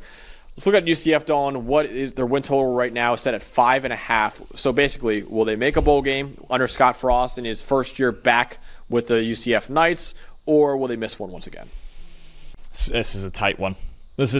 I think because of the questions I have about their quarterback and their secondary. I'm going to go under here. Maybe they barely miss it and go 5-7 because they won 4 games last year, and they were honestly, they were spunky in a lot of games, right? Especially with the run game, and even you think about a game like the Iowa State game, right, where that went down to the wire and Iowa State beat them in the last minute. Games like that, it's pessimistically, first-year coach, not sure what the quarterback situation looks like. You go, okay, they need a year to build it. Optimistically, you go, okay, they weren't that far from a bowl appearance last year, and their quarterback situation was a train wreck last year. So I think I'm going to go under. I think Scott Frost is going to take year one to really evaluate this program. And the fact that of all these teams, outside of maybe one or two others, maybe Oklahoma State, UCF's a team where I'm just really not sure about the quarterback situation, and that's tough to overcome. Yeah, them and BYU, too, I'll put up there. Yeah. But yeah, I think that's a big question mark for me. I'm going under, too. It's a soft under. I think they can make a bowl game. Scott Frost was very successful at UCF, but I just think, they got to get a little more balanced offensively. They probably should be able to rely on that run game next year, but that passing game I still have a lot of questions about right now. So I'll go with soft under, and they just missed out on making a bowl game, but this should be probably a little bit better than the record that they had last year too. So I'm going to go soft under and maybe like a 5-7 year for UCF going into next year. All right, final 2 schools now, starting off with one of the favorite, actually the favorite, according to betting odds, to win the Big 12. That's the Utah Utes, who didn't really have a great year last year, despite being one of the favorites last year to be to win the Big 12. They were number 12 in the preseason AP poll, their second best opening ranking in program history. However, Utah will go on to have their first losing season since 2013. Now, Kyle Whittingham, we know how great of a defensive coach he is and how great of a coach he is. It had nothing to do with the defense last year. That was a top 15 unit in the country in terms of EPA per play. Utah's passing attack ultimately is what tanked the season last year. They had the worst passing grade in the Power 4 with a 48.4 passing grade. Cameron Rising, once again, battled injuries the entire season. 4 different quarterbacks started games for Utah last year in only 12 games, right? So there's basically 1 every 3 games, Utah had a different starting quarterback out there. The Utes should have more stability under center in 2025. Cameron Rising finally did move on from the program. They brought in a really exciting transfer from New Mexico in Devin Dampier. His development as a passer, along with a questionable group of weapons, will really determine whether or not Utah can get back to being a top contender to win the conference and make the college football playoff. Well, boy, you know what? He's got questions around him with the weaponry, but he's going to be protected pretty well, isn't he? And they're going to run the football. That's the main appeal with Devin Dampier we'll get into in a second. But this offensive line, you have him as the second best offensive line in the country. Spencer Fano could be a top 10 pick. A lot of people like left tackle Caleb Lomu, Tanoa Togiai on the inside. Man, oh man, I think the core of this, the heartbeat of this Utah offense is going to be their offensive line. It's one of the best in the country, and especially in the run game. You've got Devin Dampier now. You've got Wayshawn Parker coming in from Washington State at tailback. If this team can run the football the way that they might be able to with this offensive line, they're going to be really dangerous. That's where it's going to start for Utah. Fano is a top 5 player in the country, in our opinion, and the number 1 offensive lineman in the country. We'll talk about him a little bit later, too. But Caleb Lomu, you mentioned him, too. A lot of people think he'd be a first-round pick, maybe an OT1 in the NFL draft. Utah might have OT1 and OT2 possible in the NFL draft next year. And then not even mentioning, Tanoa Togiai was the 3rd highest-graded guard in the Power 4 last year with a 79 PFF grade. So, yes, that offensive line, my number 2 unit in the country, and you could have made a really good argument for it to be number 1 in the country going into next year. Question mark, like I said before, are the weapons there for Devin Dampier to take the next step as a passer? So, again, revolving door at quarterback last year. That was the biggest reason why they struggled. But Utah was also only 91st in receiving grade last year. None of the transfers they brought in at wide receiver were really stars at their past schools either, including the ones that came from the group of 5 level either. So I still have some question marks about the receiving core. But, Dawn, I will say Devin Dampier was a really enticing player, a really young quarterback last year. I believe he was a redshirt freshman for New Mexico last year. He was really, really good in his first year starting. Well, you like that at least they have Ryan Davis at receiver coming over with him from New Mexico, who was their second leading receiver. But let's talk about Dampier, because you're talking about a guy who's a dynamic athlete. He was an absolute problem, especially as a runner last year at New Mexico. 86.5 rushing grade, 3rd best among qualified quarterbacks in the country. He's got got speed. He breaks tackles, and I think what you really see with him is just a player who's so hard to tackle. Tied for the national lead, I believe, with John Mateer, 54 missed tackles forced. You get this kid behind this offensive line running the football first and foremost, Kyle Whittingham's going to love him. And then, look, obviously at New Mexico, they ran the ball a lot. Then they're going into a lot of play action. 86 play action passing grade, 17th in the country. So I think he's got everything when you talk about his strengths that they're going to look for in this offense. His weaknesses, look, he takes a lot of deep shots because that's how this offense was designed. 11.9 yard average depth of target. Maybe he'll do the same thing at Utah, but you might have to dial it back just a little bit. And then, to me, the accuracy is going to be a thing because obviously he's throwing the ball deep a lot. You're going to be a little bit less accurate naturally, but I think he's a little bit better thrown over the middle of the field than the outside, but I think that's fine. You can build an offense like this with his rushing ability, with this offensive line, and then deep play action shots down the middle of the field. He gives you, even, and look, he's got a good arm. I'm not going to tell you he can sling it now, okay? So he's got more arm talent, honestly, than I think anybody that played at Utah last year, right? Because we saw with this team, the quarterbacks, that's what sunk them. Even from making a bowl game, the defense was good. Their O-line was still good. It was just the quarterback. If you get the Devin Dampier that we saw at New Mexico last year, or even a better version of that, you got a dangerous football team now because last year Utah, they had, was it the second worst or the worst passing grade in the Power Four? Worst. I think it was them or Iowa, right? They were the worst. The worst, yeah. I mean, so if you're going from the worst and you're getting a dynamic athlete like Devin Dampier in here starting behind that O-line, this can be a problem. This could be a real problem for the rest because you and me, like I said, New Mexico, they didn't even make a bowl game, but their offense was an issue. And we watched Devin Dampier from the start to the end of the last year, and we're like, man, this kid can play. I remember like week 1 or week 2 when I think they played Arizona. I was like, who is this kid out here? Plays out here. I was like, and then Devin Dampier had a great year. Yeah. They pulled the upset over Washington State late in the year too. I mean, outgunning John Mateer in a game between maybe the two best running quarterbacks in football last year. Devin Dampier is a problem. If he gets a little bit more consistent as a passer, this is going to be a dangerous offense. I'm so happy he got the opportunity to move up to a Power 4 job because I think he really could break out next year. And I'm so happy he could play behind an outstanding offensive line led by the best offensive lineman in the country, in our opinion, in Spencer Fano, who led all FBS tackles last year with a 93 PFF grade. 93.6 run blocking grade was more than over 3 points higher than anyone else in college football. He finishes the second most valuable Power 4 tackle according to a wins above average metric. The only one above him, Calvin Banks Jr., top 10 pick in the 2025 draft. Spencer Fano could be a top 10 pick in the 2026 NFL draft. If you're wondering, not a bad pass blocker either. 79.5 pass blocking grade, top 30 mark among all Power 4 tackles. The best offensive lineman in the country, top 5 player overall. He is going to be a fantastic player for Utah this year, Dalton. And I remember you mentioned the comparison before to Talisa Fuanga. And just these wide zone, outside zone, just guys going to put you on a sled and pancake you out there.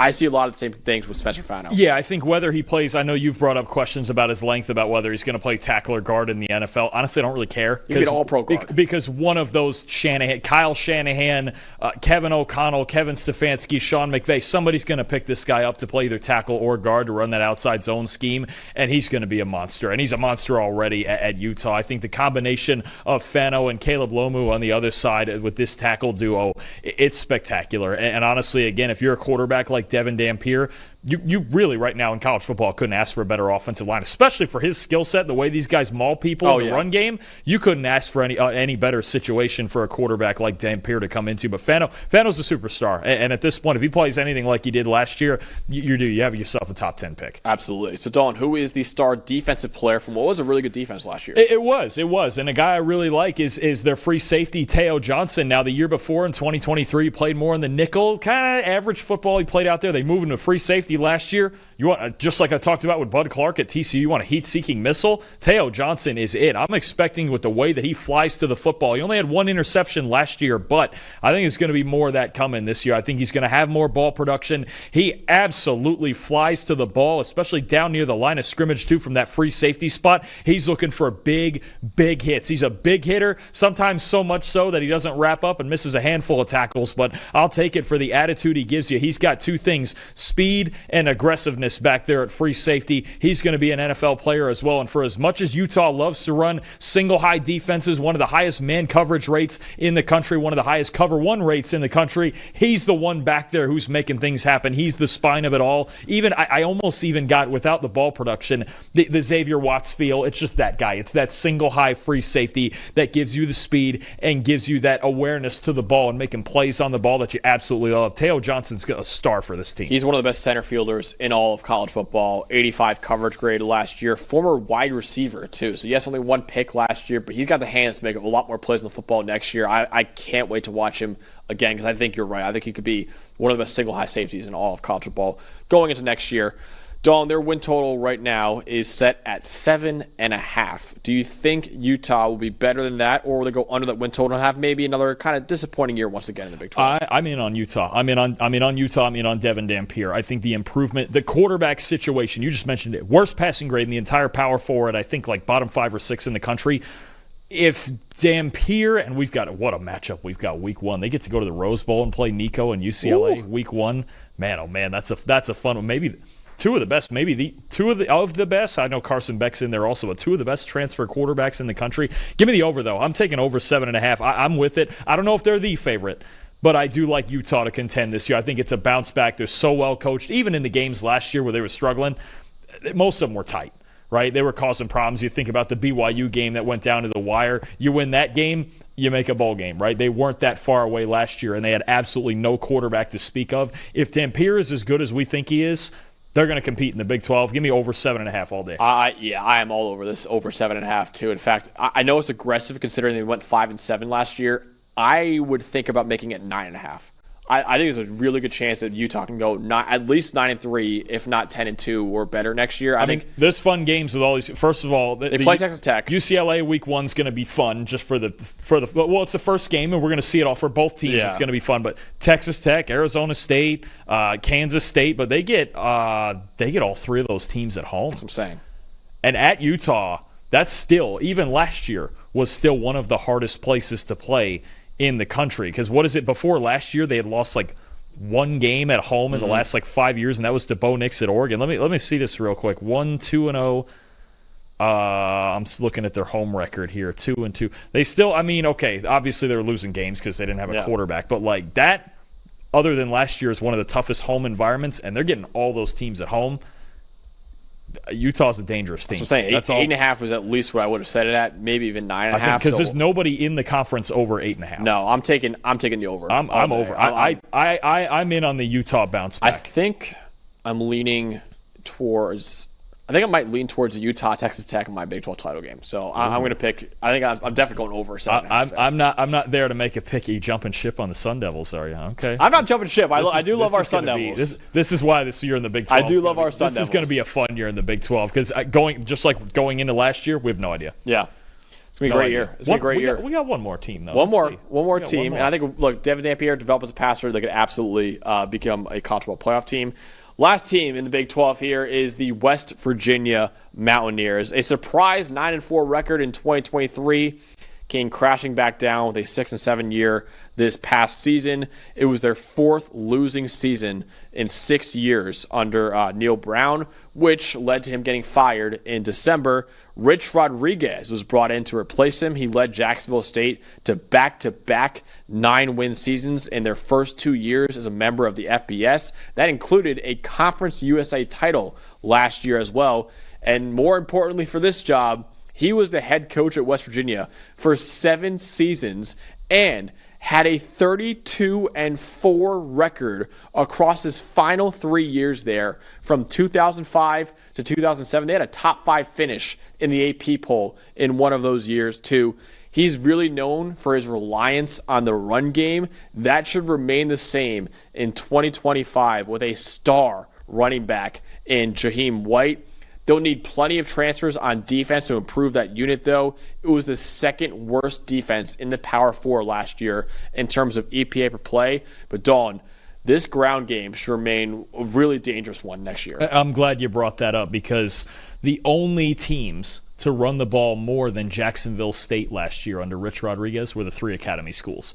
who really can't pass at all. Oh, right, exactly. They're just not going to do it, right? So you talk about building a dynamic run game, and he's got the pieces to do it here. You mentioned Jaheim White. Look, I'm not quite sure who his quarterback is going to be. It sounds like it's down to Nico Marchiol, who started a few games last year, and Jalen Henderson, a transfer from Texas A&M. But either way, they're going to have an athletic quarterback. They're going to have a great running back in Jaheim White, along with Jalen Knighton behind him. They're going to make no mistake. Rich Rodriguez, they're going to want to run the football, right? They're going to play physical football. They're going to have to improve on defense, but that's where it's going to start, is this ground game, no matter who his quarterback is. Pretty open competition right now, but Jaheim White and that running game is going to be the center of it. Again, only the academy schools, that's it. So basically, of any non-academy school, 60% Jacksonville State ran the ball last year. You don't see that. You just don't see that outside of the academy schools. So Rich Rod, dominant on the ground. He's going to try to do it again at West Virginia.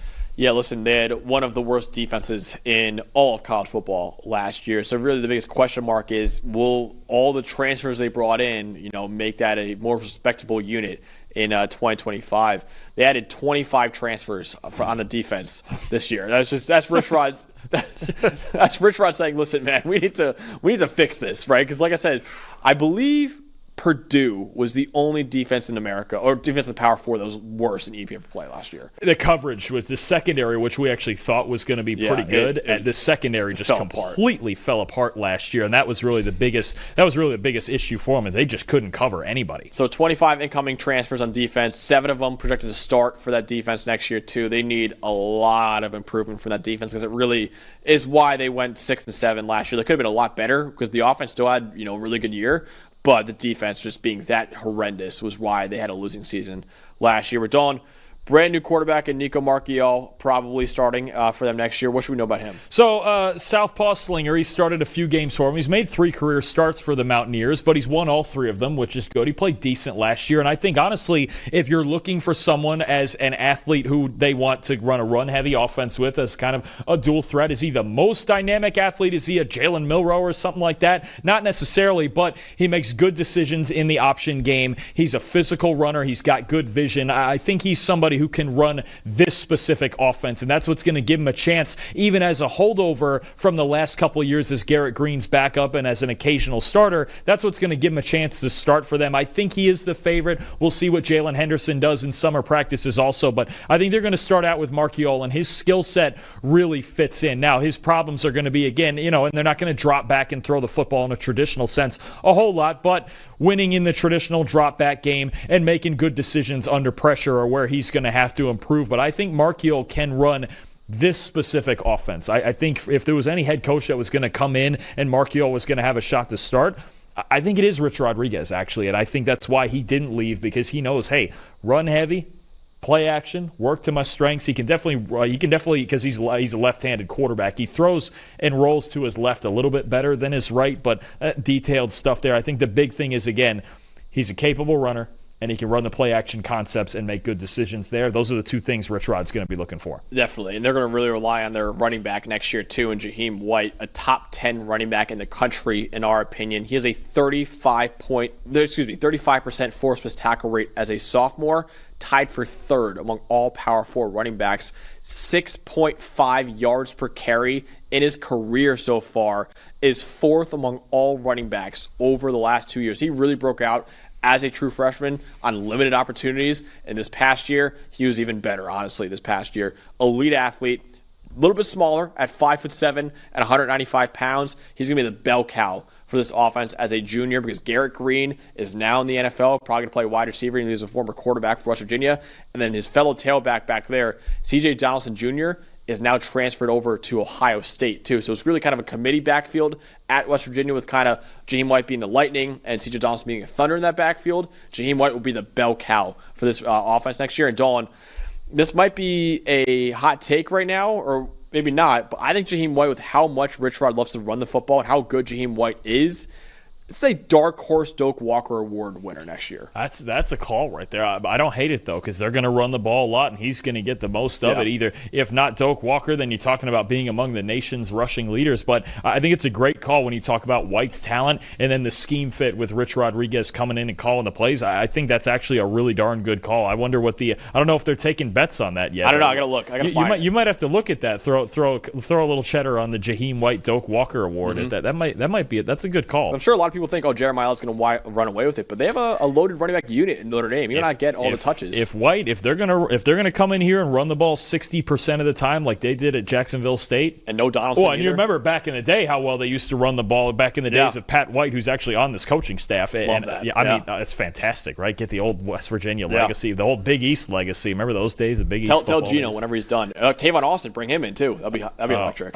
See, all of them. You just need the whole crew, even guys like Noel Devine from back in the man. Oh man, what a time that was, Big East football. Oh, it was awesome. I honestly miss, as a Syracuse fan, I miss it. I wish it was back to the Big East back then, especially for basketball too. But Dawn, obviously a defense that really struggled last year, so their defensive player spotlight is probably not a guy who played for West Virginia last year. Probably a guy they brought in for the portal. Well, which one of those 25,000 transfers is it, right? I'm going to go with the guy who really intrigued me looking at his tape at Nevada last year, cornerback Michael Coach Jr., the 11th highest coverage grade in the country and the 9th highest zone coverage grade in the country, which is really intriguing because there weren't a whole lot of teams in the nation that ran zone coverage more than West Virginia. Had a lot of breakdowns last year, but I'll tell you what, you won't get that with Michael Coach Jr. He's really good. He's got great eyes and quick feet, a little bit undersized, not going to be the best corner and run defense for you, but you talk about a guy who's got the smarts in zone coverage to react to the football and read route concepts. Michael Coach Jr. could be an impact player for them. I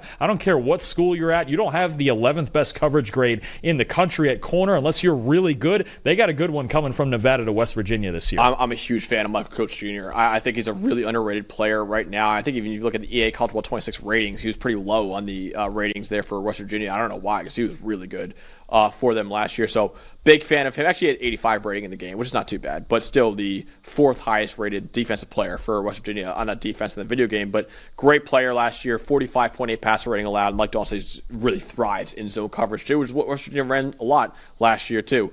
Dawn, win total, I believe, is set at 5.5. Yeah, 5.5 for the West Virginia Mountaineers right now. So basically, will they make a bowl game in Rich Rodriguez's first year as head coach? You know, it's funny because you look at last year, they went 6-6 with a coach on the hot seat, with an awful secondary, with their starting quarterback in and out of the lineup with injuries, and really not a whole lot at wide receiver either. They still found a way to make a bowl game last year, and now you got Rich Rodriguez coming in to bring the energy, coming off fresh himself off a Conference USA title. I think I'm going to take it. I don't think they're one of the big contenders like we've talked about some other teams in the Big 12, but if they made a bowl game through all that last year, who am I to say they can't do it this year, right? I mean, I'm looking at their schedule. There are some tough games, but again, they're one of these teams where you go, all these 50-50, these coin flip games in the Big 12, and I go, who am I to say they can't win 2 or 3 of them, right? Along with a couple out-of-conference games. As always, you have the backyard brawl, which they get at home this year. They should have won it last year, and Eli Holstein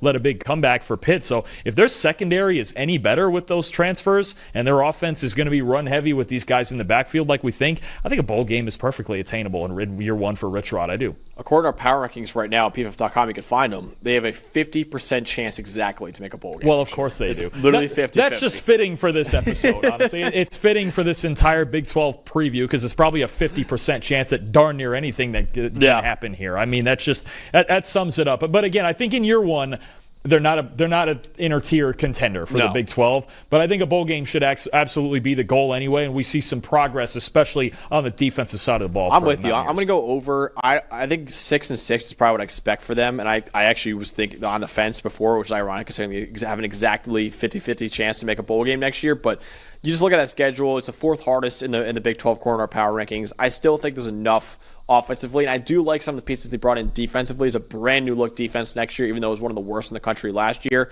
If that defense can step up and improve, they can claw their way to a bowl game next year in Rich Rod's first year back as the head coach of West Virginia. So I'll go slightly over and take that West Virginia will make a bowl game next year. But that wraps up our Big 12 preview. Only one conference remaining. Next Monday, we'll be going over the ACC, all 17 teams. Maybe we'll throw in Notre Dame at the end of that one. Maybe Notre Dame be their own separate video too. Maybe That's your call. We can throw them in. They're kind of like they're a half member of the ACC. They're a member of ACC and everything but football, and they play basically an ACC schedule in football too. So maybe we'll throw them. We'll get it all done at once. We'll see. We'll see what the producers say and how long they feel like sitting back there. That'll be 18 teams if we do Notre Dame too. But yeah, we got one more conference preview coming out for you guys next Monday, the ACC preview. Subscribe to the channel so you don't miss any of that content coming out very soon. For producer Eli back there, for Dalton Washman, I'm Max Chadwick. We'll see you guys next Monday with our final conference preview, the ACC.